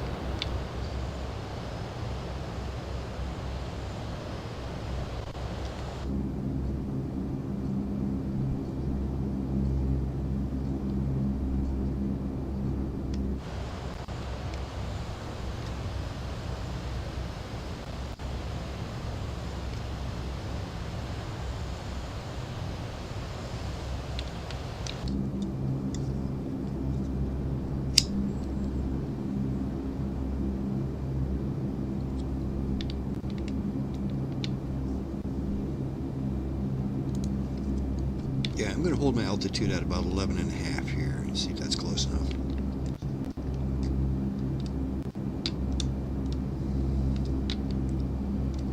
We're just over 100 miles out from Nice, France.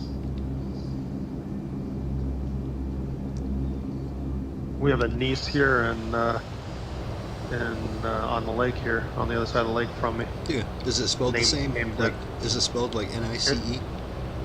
Yep. There you go. Yeah, and I didn't realize when I first moved here I called it Nice, and I got corrected real quick. Oh, I bet you they hear that a lot. It's like, well, then spell it right. Yeah, exactly. It's not my fault. Spell it the French way. These mountains are just great, man. I love this. So, yeah, it looks like I'm they getting a named all good the view because peaks. they're pretty close. Oh, that's right. I'm still at 10,000 feet. I want to see how far I can get in before I got to go up. Yeah, I went to 11.5, So and I'm barely making it. It looks like I'm going to make it just fine now. I'm over the tallest of it. Yeah, you're fine where you're at. This is just beautiful. Absolutely love it. It makes me want to get into a Cessna and just kind of fly through the valleys and stuff here.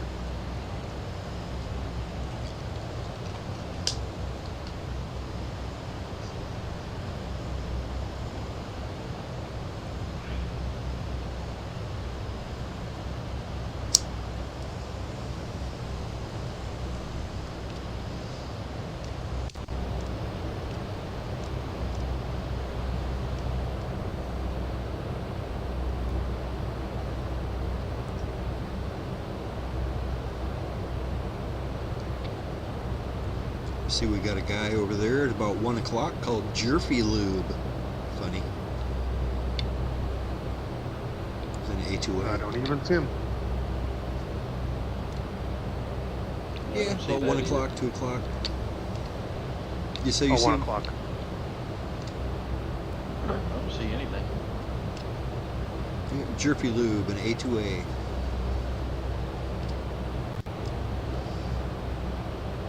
Name tags are kind of hard to spot in the clouds sometimes, I guess. Wow, on this mountain peak here, there's a Sanctuaire Notre Dame de la Salette. Right on There's a this couple mountaintop. markers Boy, that- around.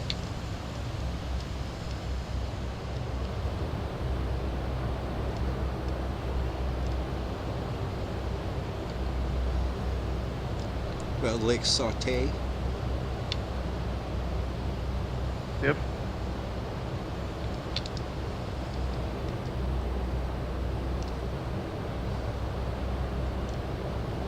No, there's a sanctuary, like a mini castle built on the side of this mountain. There's like a dirt road leading up to it, though. Is it the Tête du Clonet? Clotonet? Whatever it is, these mountains are just stunning. I love it.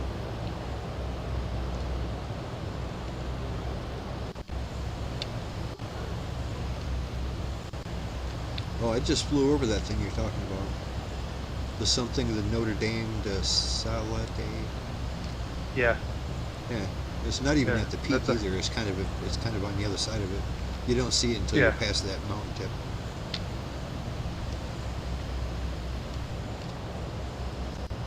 Fantastic.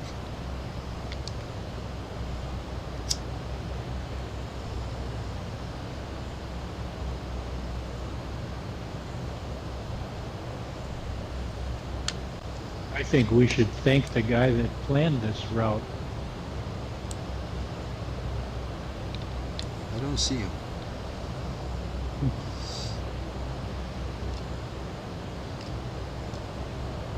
GB, you were down there in the mountaintop, weren't you?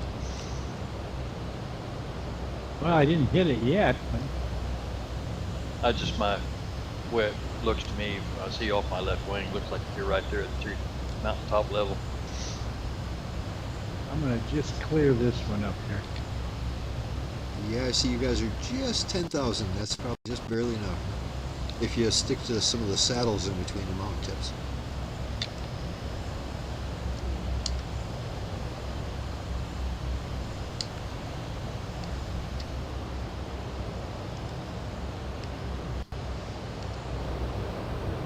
Yeah, these mountains to the left are higher than I am.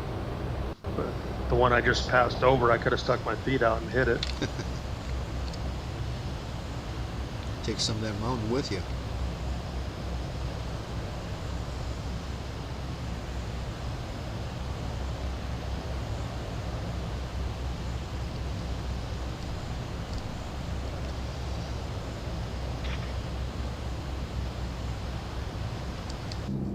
Okay, now I see your what, Jerfy Lube, Yeah, or jerky whatever it lube. is.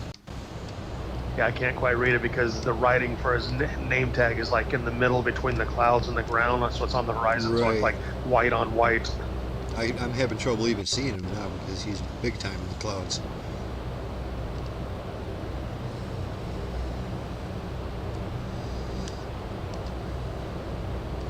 Still, my favorite name I've ever seen that somebody had in Flight Simulator was a guy that used to fly with us. I don't remember him ever really hanging out in Discord or TeamSpeak at the time, but his name was Turd Ferguson, and I just thought that was hilarious.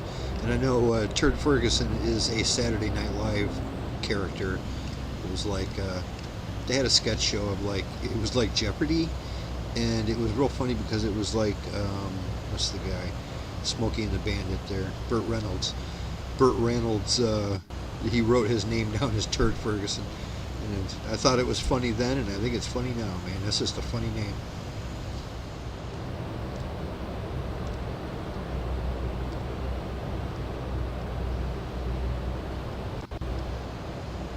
But it takes a long time to drive from one town to another out here. You're right. because he's got all these little towns scattered in the valleys and stuff, but you got to drive around the mountains to get to them. Yeah, I'm sure a lot of them are connected by these rivers and stuff like that, but still, driving anywhere must be a pain. A lot like Alaska, though.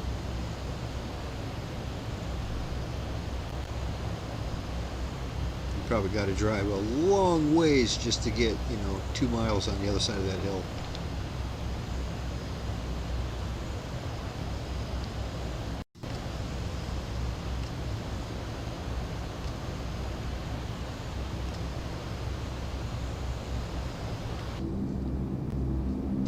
"63 miles out from Nice at Cote de Azure."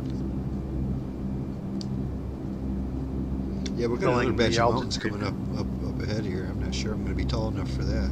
We're getting real close to the very tallest peak. Yeah, I think we're going to have to drop altitude really fast. Yeah, the airport's just on the other side. Well, we're going to swing out to the right, I think. Yeah, we're going to swing considerably out to the right. We're landing on runway 4, which is basically we'll be coming into the runway from the ocean.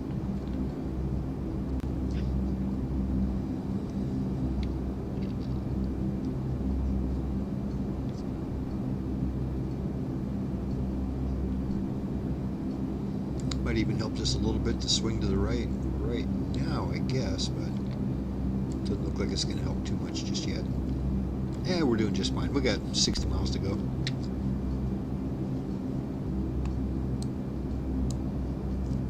We'll figure it out when we get there. What's the worst that could happen?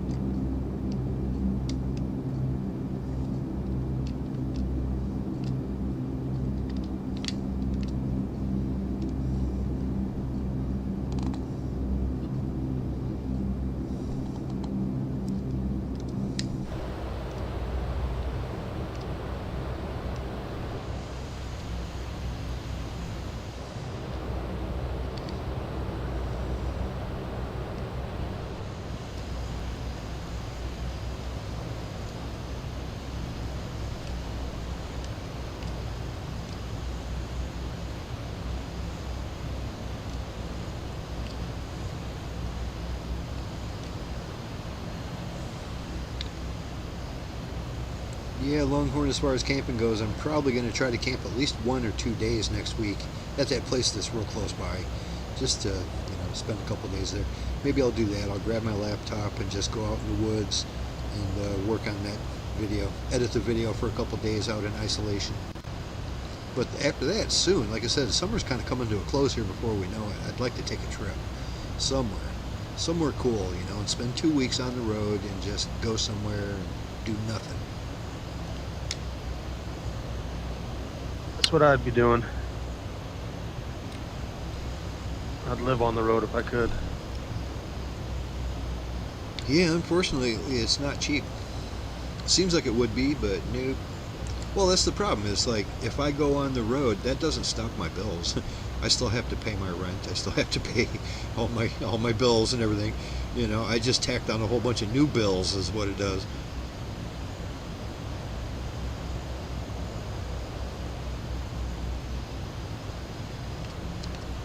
But What it kind is of such a peace camper of do you- mind.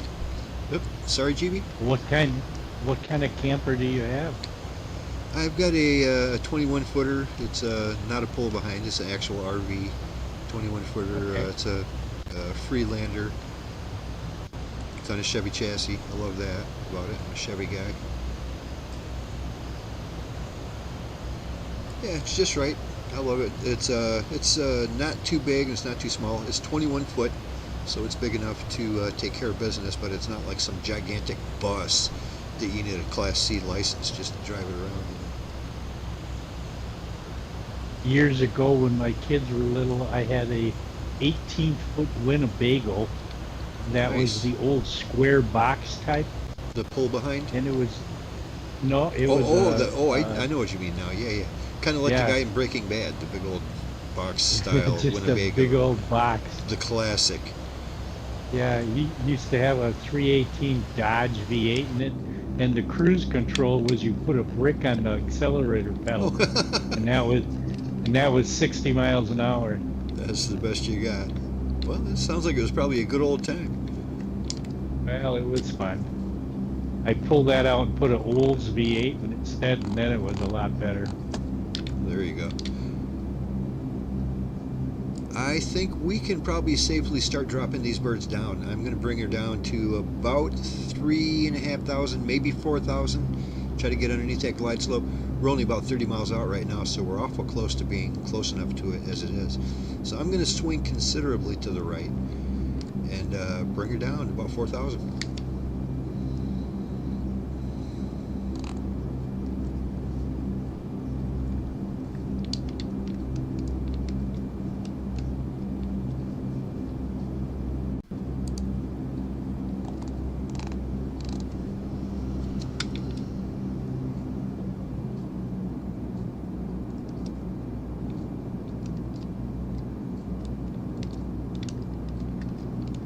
Remember, Well, I we're actually made- inbound for ILS runway 4 right.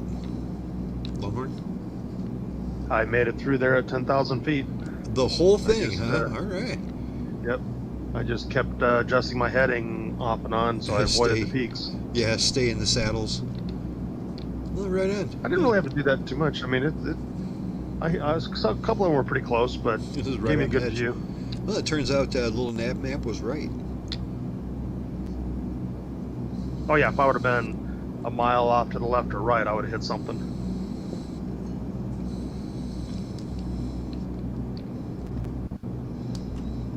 Yeah, I just had to reinstall a little nav map and do the big database sync up type thing. Boy, oh boy, that takes a while. There's a lot of information it has to grab. But it's the handiest tool ever once you get it done. And like I said, even the elevation information is just awesome. I like that little graph it gives you, so you can tell, you know, at what point during the trip you're going to need some elevation.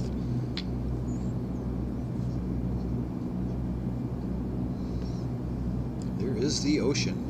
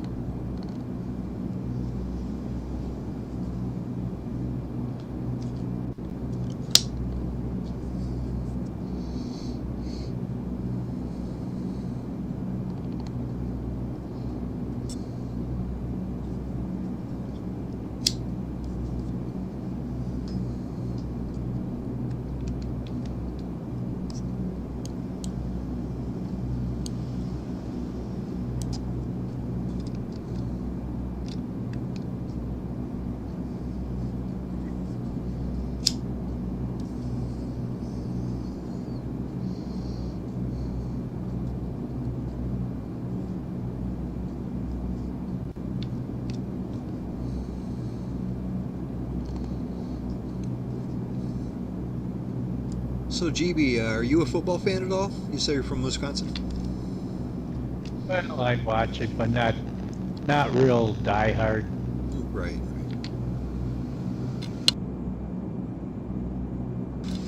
I was going to ask you if... No, go ahead. My son likes the Packers, but he lives in Minnesota, and his wife's a season ticket holder for the Vikings. So. Oh boy. Ooh, So that's one of the big rivalries. I mean, I know the Lions and the Packers don't exactly get along, but the Packers and the Vikings, that's there's hatred there. You know, they dress up accordingly and everything else. I love it. Half the house is decorated Vikings, the other is green and gold. Ooh, That's kind of funny to go up to, though. Yeah, I bet.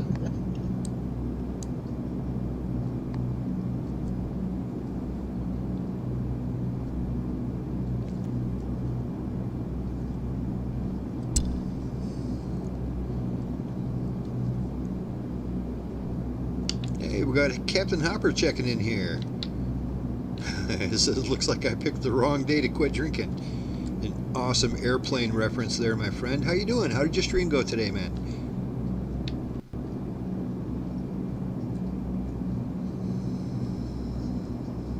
Yeah, I was wondering about football there, GB, because I was wondering if you have heard of or know a fella called, what's his name, Tom Grossi.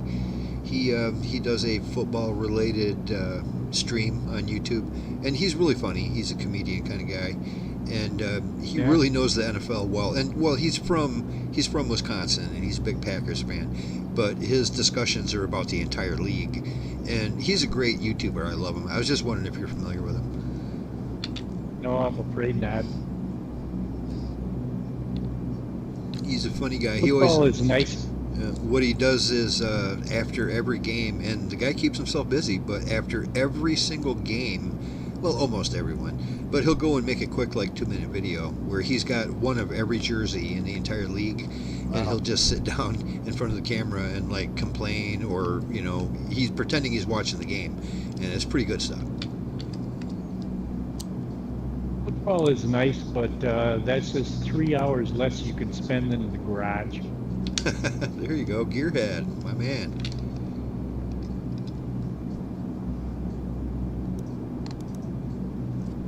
Okay, this time I'm not going to forget to set my course to 043.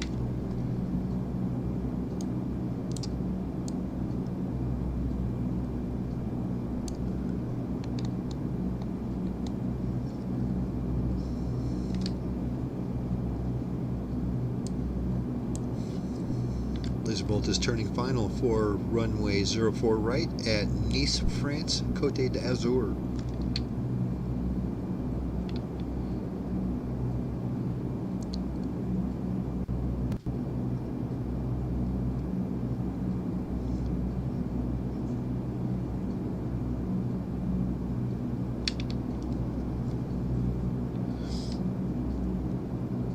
We're going to be passing right over LFMD, Lima Foxtrot Mike Delta.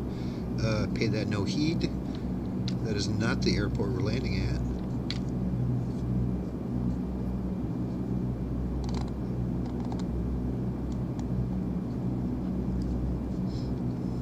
Okay, I'm probably close enough already to go ahead and engage that ILS there.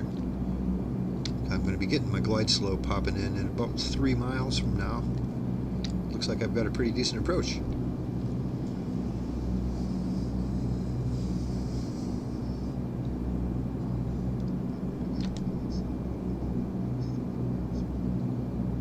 Hey, Hopper, sounds like you guys did have fun on your stream. Yeah, that's good. I'm glad to hear that. We've been having a good time ourselves here, I guess, doing the flight.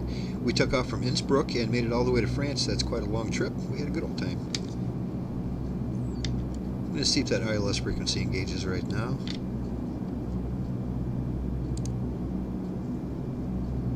Looks like we are in luck. Bang. ILS is turning us towards the feather. And we've got the glide slope marker on the artificial horizon. Everything's looking good.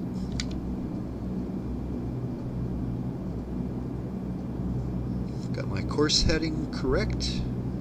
Alright. Now we just need to pay attention to our speed and we'll get these birds down.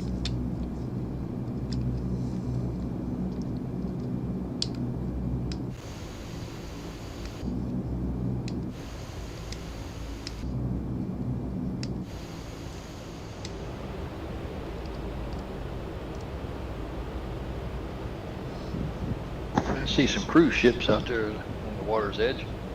Yeah, I think this is a really big touristy kind of place for that kind of stuff.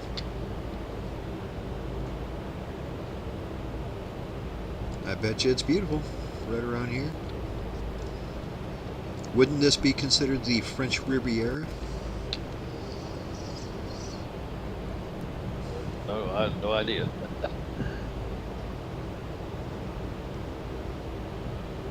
Yeah, I got a couple cruise ships docked right there next to the city. Another one out there in the water. Beautiful.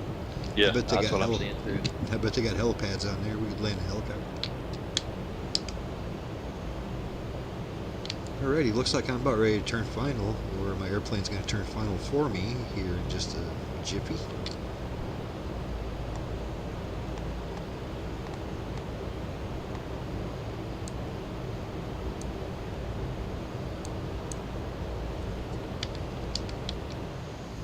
At least I hope it does.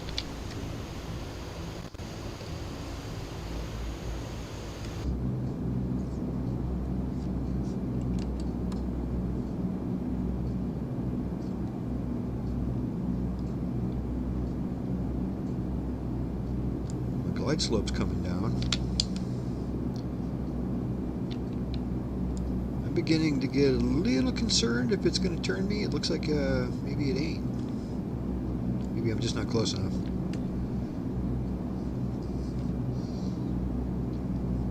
Either way, looks like that glide slope is going to engage before I start turning.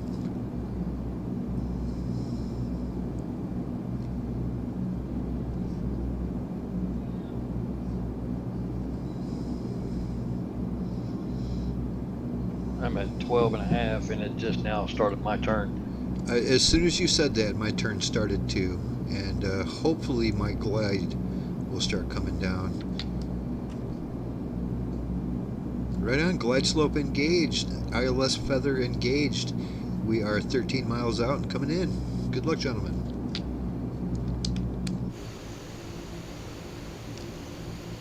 Hang on to your potatoes.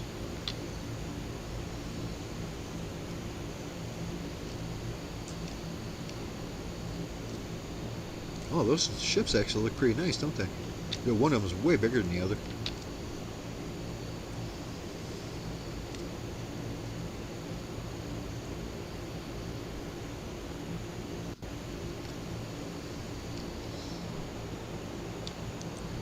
Yeah, you could say we're dropping off a whole bunch of, I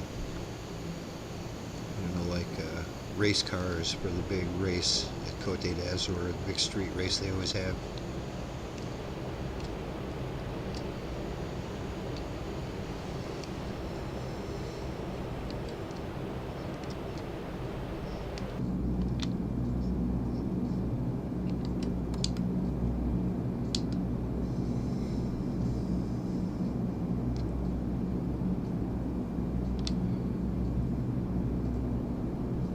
Yeah, I'm a little bummed that it didn't give us these ILS frequencies right on the EMB.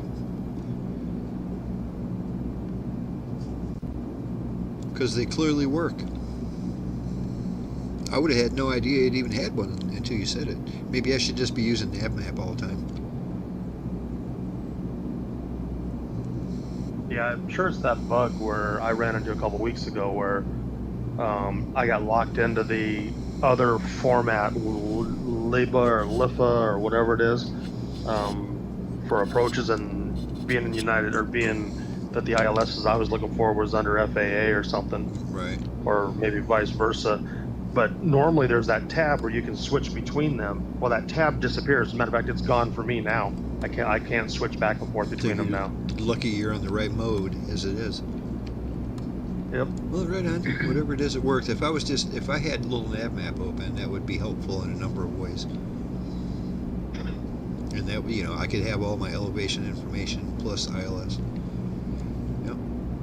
Well, the only reason, it did that for the last airport is because it asked you for an approach procedure on the last airport.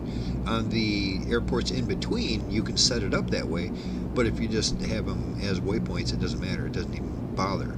So all the airports in between gave me the correct information, but that last airport, because it was trying to take me into it was trying to take me in not necessarily a big approach procedure with the DME, but it was just trying to take me into runway 4. So that automatically just put it in that different mode, I guess. I don't know. But just for that airport.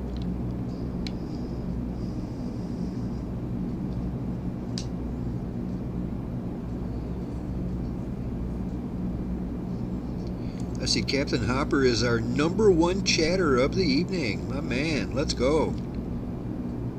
We have a winner.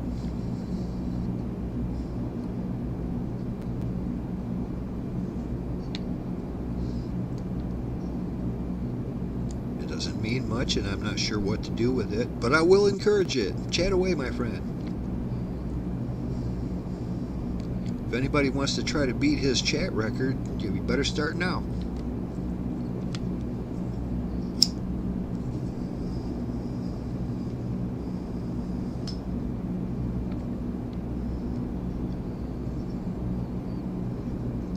This is going to be the absolute perfect approach. I suppose I better put my gear down, huh?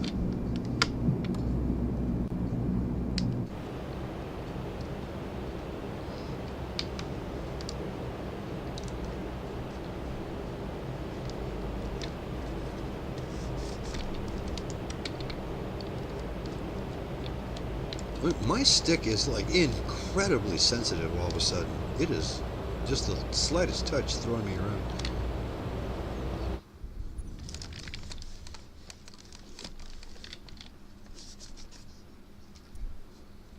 Yeah, I don't like that.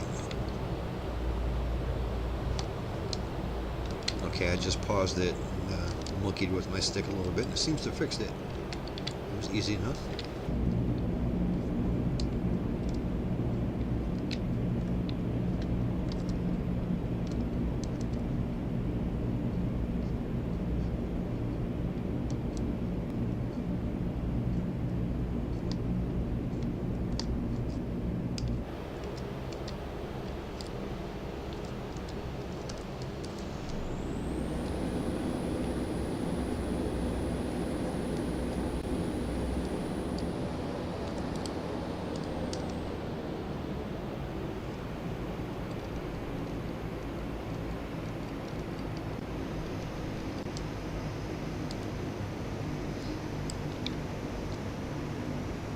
Well, that was an absolutely beautiful flight, guys. Thanks for joining. That was good.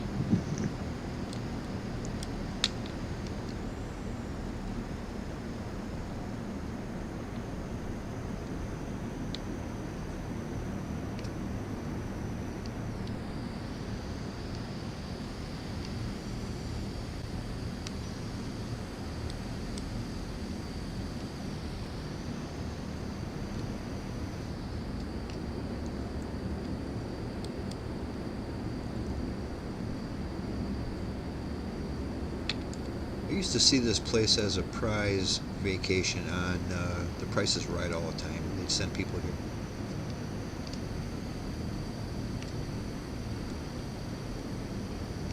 That's probably the first time I heard the word Nice.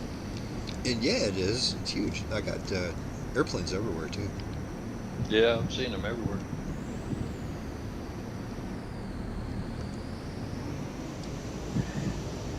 You know, I thought I was lined up just perfectly, but I couldn't get the glide slope to catch my plane for some reason, so I had to manually bring it in. Yeah, both my ILSs tonight worked pretty good. This last one, everything worked, glide slope, feather, and everything was fine. But as I was approaching the airport, I was kind of cocked off a little bit to the side. At the last second, I had to turn off the ILS and bring it in my hand. So it was a little off direction-wise. I thought the magnetic heading was a 043, but maybe it wasn't. Well, that's what I put in too, but yeah. I don't know, maybe I was too low. I don't so I didn't catch it. Yeah, mine caught even though I wasn't really even lined up with it. I was skeptical of whether it would, but it did. It turned me and brought me down at the same time.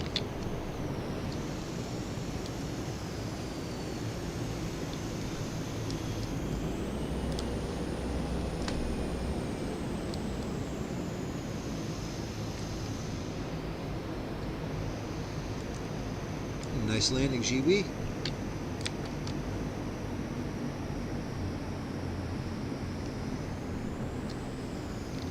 You say you haven't spent a whole lot of time in this Hercules, but you handle it well. Well, I'd rather be lucky than good. A little bit of both. Yeah, I just think this is the most airplane-looking airplane ever. I mean, if you told a kid to draw an airplane, it would look just like this. It's just, this is perfect. I love it. Like I say, I like the piston pounders, or it's really not a piston, but I like the props. And it's just big and iconic, and my favorite bird. Love it. This is the movie that you see in the movies all the time, you know, if somebody's up to no good.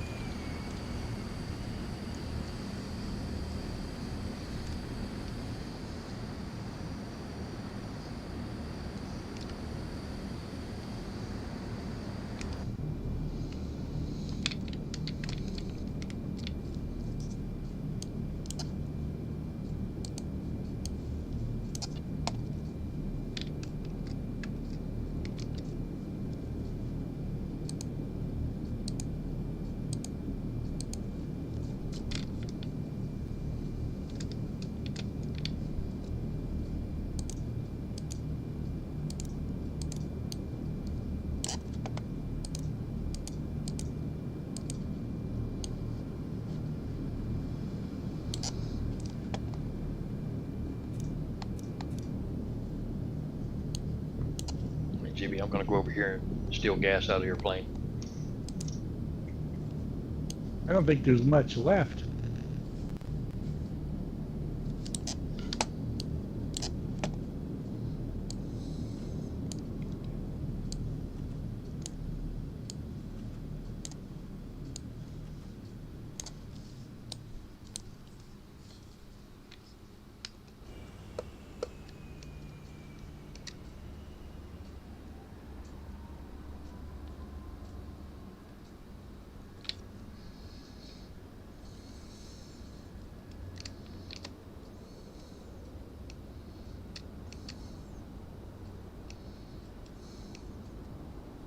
Man, it's too bad they won't let your character walk upstairs, man. I can walk right up to your crew door and look right in, but I can't get in.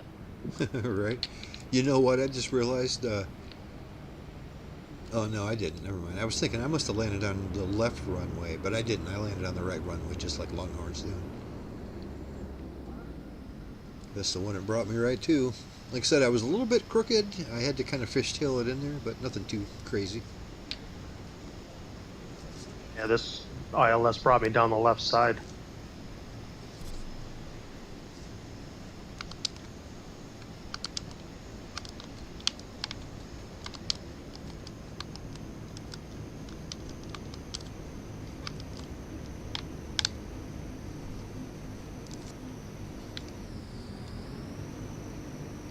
On the left side of the runway? Yeah. And for me, it was like I was way off to the right, and I had to straighten myself out. I mean, I was heading directly at the runway, but I wasn't going right down the pipe, that's for sure.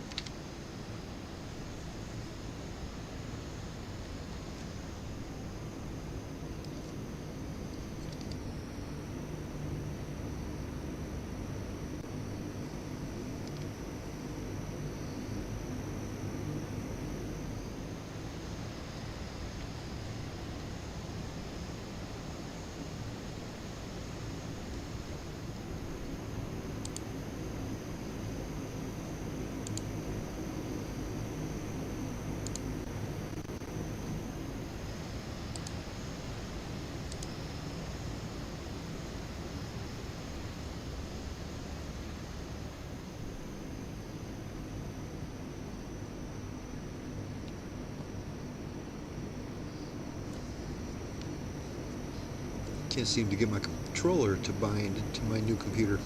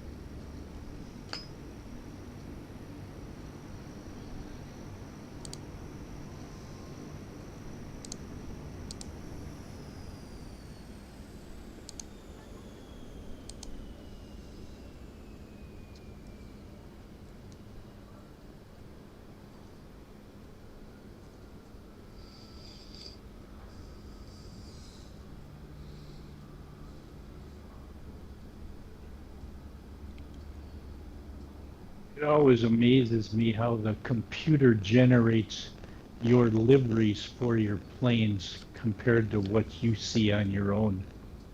Yeah, sometimes it Like, doesn't make a very good match, but sometimes it does. you know, like on my Xbox, I'm showing my Blue Angels one, and all of yours are the same camouflaged 50th anniversary liveries. It's a dark green with a like red, white, and blue tail, and yet on your stream it shows them all as the gray versions. Oh, right. Yep. Because there's a lot of them I don't have that it's just going to show the one that I have. Actually, I'm lucky that it's even showing you as a C-130 to me. If there's anything different in the configuration file, sometimes it gets confused. Yeah, It'll just show you like a yeah. 747.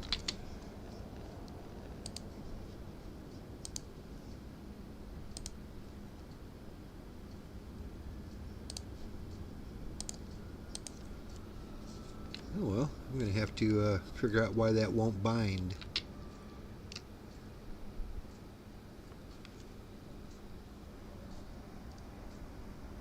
Well, gentlemen, I'm going to call it a night. Thank you very much for letting me fly along. Well, it was my If I pleasure, don't, buddy. Yeah, thanks for coming along. It was good to see you. Chances if I are don't, next Friday we're going to be taking off right from here.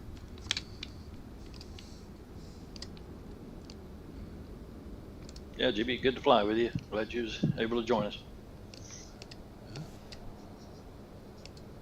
take care. Right. Yeah, Have a good take care, weekend. buddy. Have a Take good care, week. guy.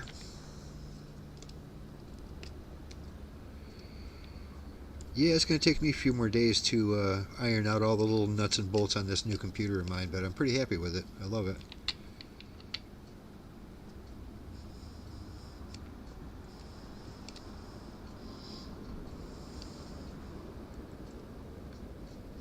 I wonder if there's a Bluetooth related driver I need to update or something.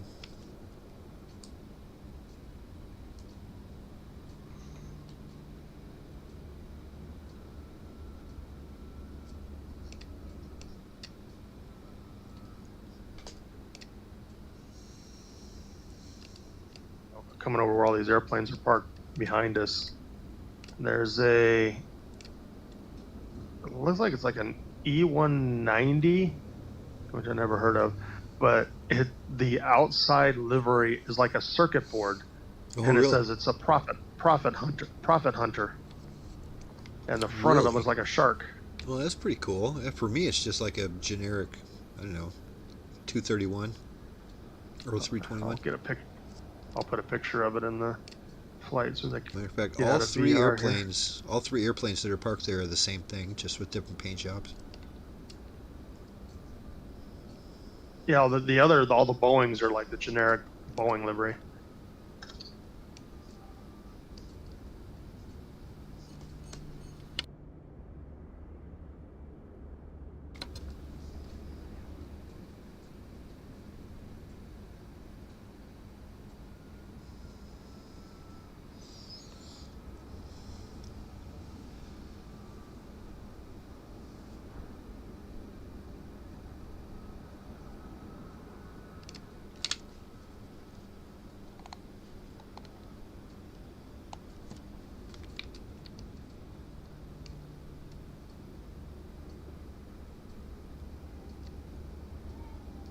That's what the plane looks like. Wow. Well, I don't see that at all. Wow, that's cool. Oh wow, I have never seen that. Look at that. It's got a shark face and everything, like I said. That's And the super whole cool. fuselage is like is a circuit board with Yeah. electronics. Now, at first glance, you might think there's something wrong with it, and then it's like, no, that's a paint job. That's really cool. I wonder if you've got some kind of an add-on that gives you like different AI No. aircraft or something. Nope, it's all standard. Really? It even has That's cool. the ASX GSA for the label on the back. That's awesome. I've never seen that. That's very cool. I do have my AI aircraft set to ultra, so it picks more from the There's liveries. more, right? So that might be why. Huh? Yeah, that might be why. That's wild. Yeah, that's a great paint job. I love that. The eyeballs and Yeah, everything else. I mean, I've got the ATRs, and they're all the standard ATR paint job, but all the Boeings just say like 707, 737 on the rudder, and for the most part are just solid white.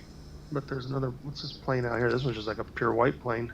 I got a bunch of these 321s, and they're all the same airplane, just different paint jobs. Like I said, there's some kind of Boeing down there, a little bigger. I could have swore I used to see a lot more of the real liveries when this first came out, and now it's like I am not seeing any real liveries anymore. I mean, occasionally I still might see like an Alaska Airlines, but I know I used to see like Southwest, Delta, United, Alaska, but I'm not seeing any of them anymore. You know what I haven't seen in a long time is animals. Of course, we're not exactly in a place where you're going to see a lot of water buffalo or something, but last time I seen an animal, Yeah, I think we were flying around, gosh, where was that? Maybe South America? Or it might have been way back when we were flying around Australia. And then we'd see them almost every day. Cool how they put the static aircraft in here though, because there's an MD-10 in here, which is not one of the planes we can choose from to fly, but at least they chose to put it in here as a static aircraft. Right, you never know. They might have had a low res model of it, and they just put it in the folder. There you go. All you need to do is see it.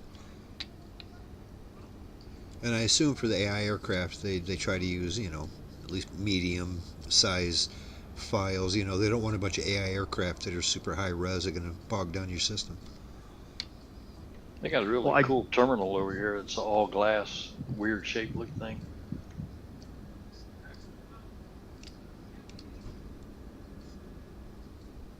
Cool.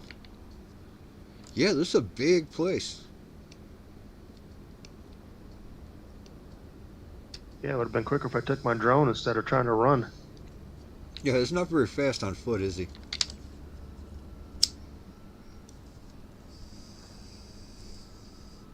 Yeah, that's what I'm on drone. At least with a drone, you can go inside the terminal. On foot, you can't. That's what's sad about that. That's a good point.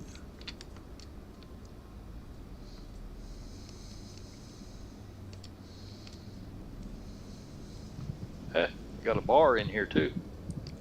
A bar, you say? Well, maybe it's a coffee shop. No, I'd prefer Don't it to get be too a bar. excited. I think it's a coffee shop. My bad. It is. I bet you can get wine. This is France.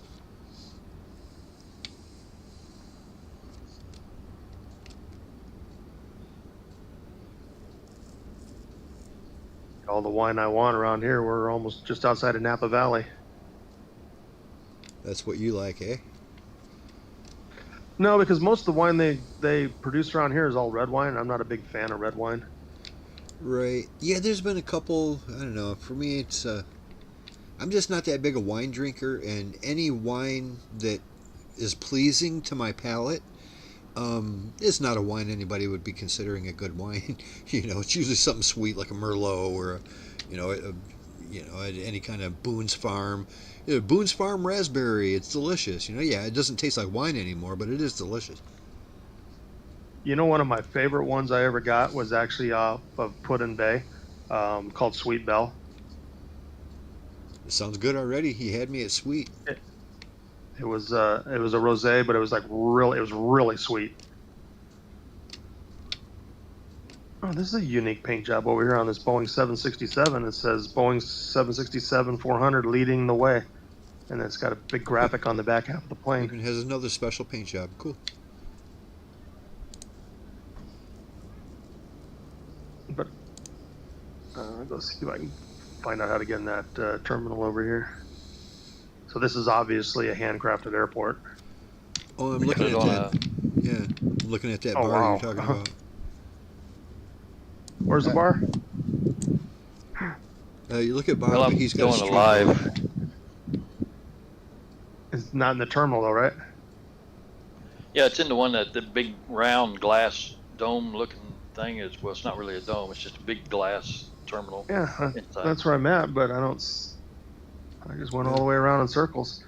Yeah, that's There's pretty nobody nice in inside. here either. You know, I mean, considering that you can't even go in there unless you clip through the wall, that's pretty nice. I mean, look at that. There's a advertisement for a watch.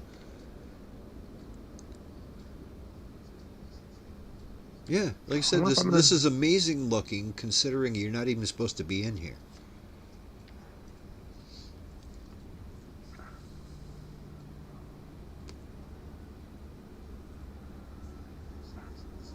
Yeah, very cool.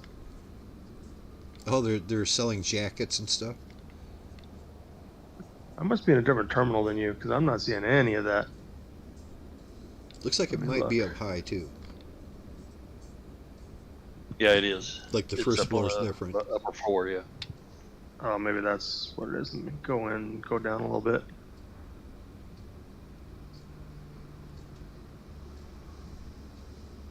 Oh, no, I'm in the top floor. It's definitely not up here. Well, maybe it is. Yeah, it looks like it's all along that one wall, maybe two walls. Okay, I got you. Okay, yeah, okay, I found the bar. Yeah, very cool. Looks pretty cool. Yeah, there's shops and There's stuff. nobody. Yeah. Even the departure nobody back information you can read. I wonder if that's all actual specific to this airport or like every departure board in every airport looks like that.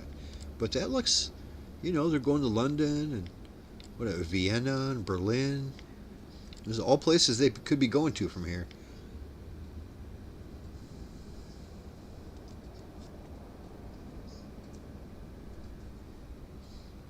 Yep, they always put so much work into this.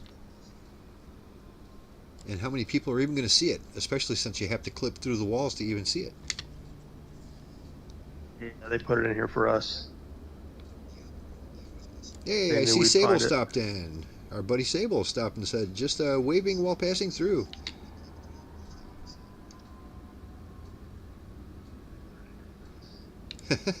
He's also saying in the Discord chat here, I'm still, he's happy to see I'm still using the hieroglyphs that he made for me. I don't know if you guys ever noticed my my name or my little logo in Discord is kind of different than the one I usually use. But if you look at it closely, you'll notice that those are hieroglyphs. And our buddy Sable there, years ago, he used to fly with the community, and well, just recently actually, he was kind enough to make me a hieroglyph of my name, Lazerbolt. So yeah, I've always thought that was really cool. And I love how the hieroglyph for Lazerbolt includes a lion. So that's pretty cool.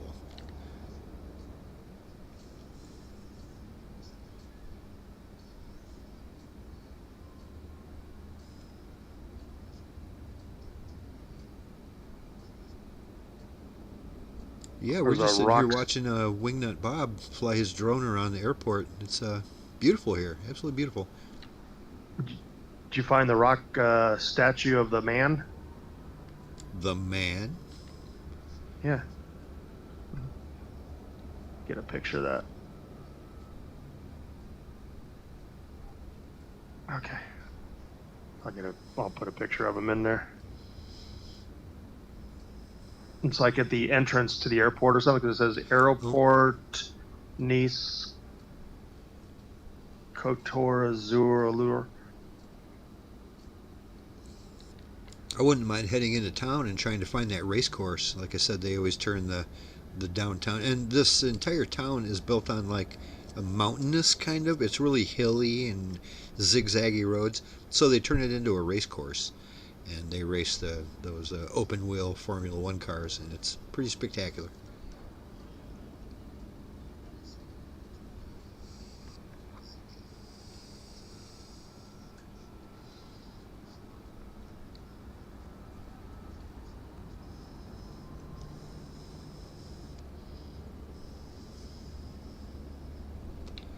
Yeah, I am curious why they spent so much time adding things like this to the interiors that you're not even supposed to go into, unless one of these days it's going to be so fully fleshed out that you can walk around the terminal and maybe even book a flight, take a flight somewhere and just sit in your seat and watch, you know? Just put a picture of the man in there. Yeah, let me see here.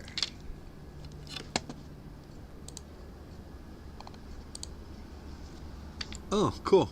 Wow, alright. That's just like a big rock dude. Okay. That's cool. I like that.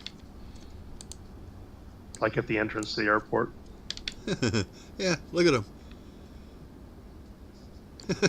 Yeah, that's great. Does that have a POI or something, or? No, nope, No? it's just part of the handcrafted airport. How do you know it's called the man? No, that's what I called him. He just looks like a Oh. rock statue of a man. Yeah, that's I have cool no looking. I idea like what they that a would call lot. him. Kind of looks like the Michelin Man or something, but a little more rocky. Yeah, that's No, what I should have called cool. him, Rocky. I like that. That's pretty funny. The lights just came on in the city. Yeah, Sable's asking, this is a very impressive airport build. Is it default with no add-ons? Yeah, I believe it is.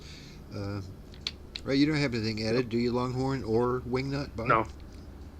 No, I don't. No. Says it's arguably better than Blucifer. I'm not 100% sure what Blucifer is. But yeah, this new sim is just stunning looking. I love it. They, one of the things they did, which is admirable, is since they built in the feature that you can get out of your airplane, they make sure that everything looks really nice no matter how close you are to it. So the whole world just looks great. It doesn't matter where you're walking around, it just looks great. They did a good job on the cars here in the parking lot too.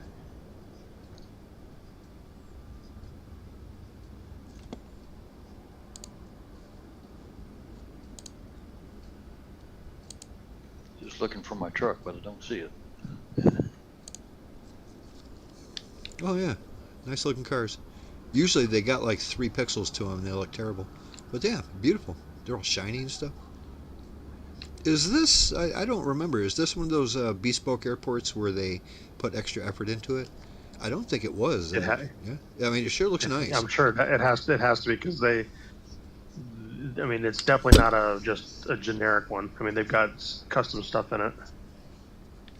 Very cool. And there's some POIs all around the city here. I'm going over to the Alliance Riviera. Oh yeah, I'm sure like this whole area just has all kinds of historic stuff. Like I said, next week we're probably going to try to at least fly through the city of Paris. There's going to be tons of stuff to see there.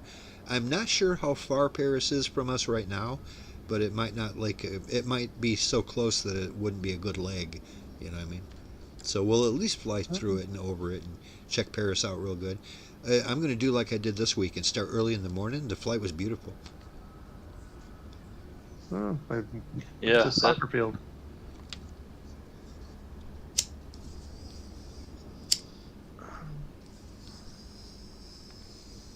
Yeah, see, I've got the sunset going on. Traffic always looks nice in Nice.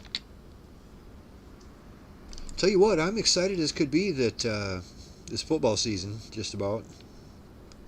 But also, it's like I don't want summer to be over, but we're so close to football season. I love it. That's my favorite sport, and I can't get enough of it. yeah, I'm looking forward to it. Gives me something to do. Yep. Hard Yeah, to get my a kitchen Lions. pass these days. Yeah, it is. my Lions played against the Chargers last night in the Hall of Fame game, which is always the first preseason game of the year. We got absolutely smoked, but that's okay. Like I said, we're exactly where we need to be right now, and we're doing what we need to do. And winning preseason games is not what we need to do.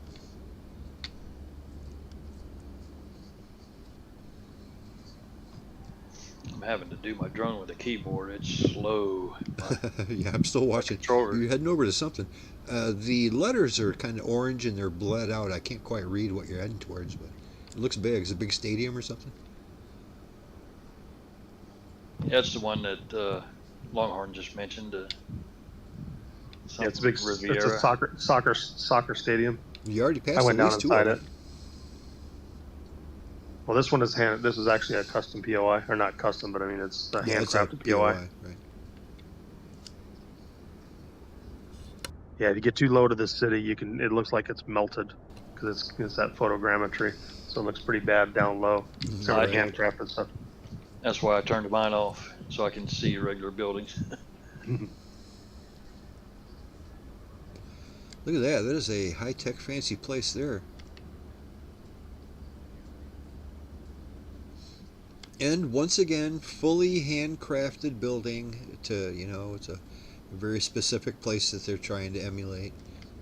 And it is a big, big world. They've done so much work to everything that, I mean, it's impossible to see it all. I mean, and what are the percentages of people who played this game, and I'm sorry for calling it a game, but what are the percentages of people that use this program have even seen this? How much less than 1% is it? I bet you it's way less than 1% of the people, have seen this. And they put all the time and effort into making it all beautiful. Very impressive.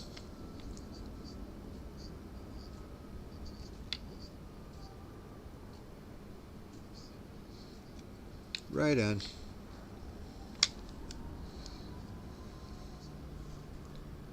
Looks like a pretty nice place to visit. It's really pretty. Yeah, this is a big tourist destination. Like I said, Price is Right used to give away trips here all the time.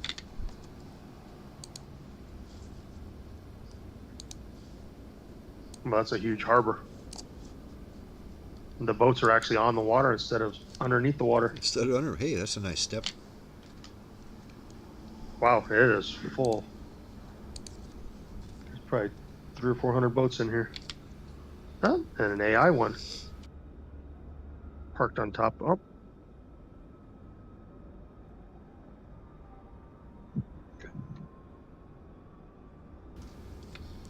Well, everybody, thanks for joining us. This was Friday Night Flights. We're here every Friday. We've been doing it for at least 14 years.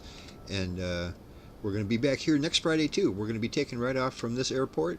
We're going to be flying these beautiful Hercules again. If you would like to join us, it is not hard to do. You can find the airport information and the airplane's information right in the description of the YouTube video. And that's how you can join us. You can get the game on GamePass. That's a good, cheap way to do it. Otherwise, it's a little bit on the steep side. But if you're not sure if the game's for you, grab it on Steam. Give it a try. Hang out with us for a little bit, and you might have yourself a good time. So anyway, everybody, have a good night. We'll see you next Friday, and thanks for watching. Bye now.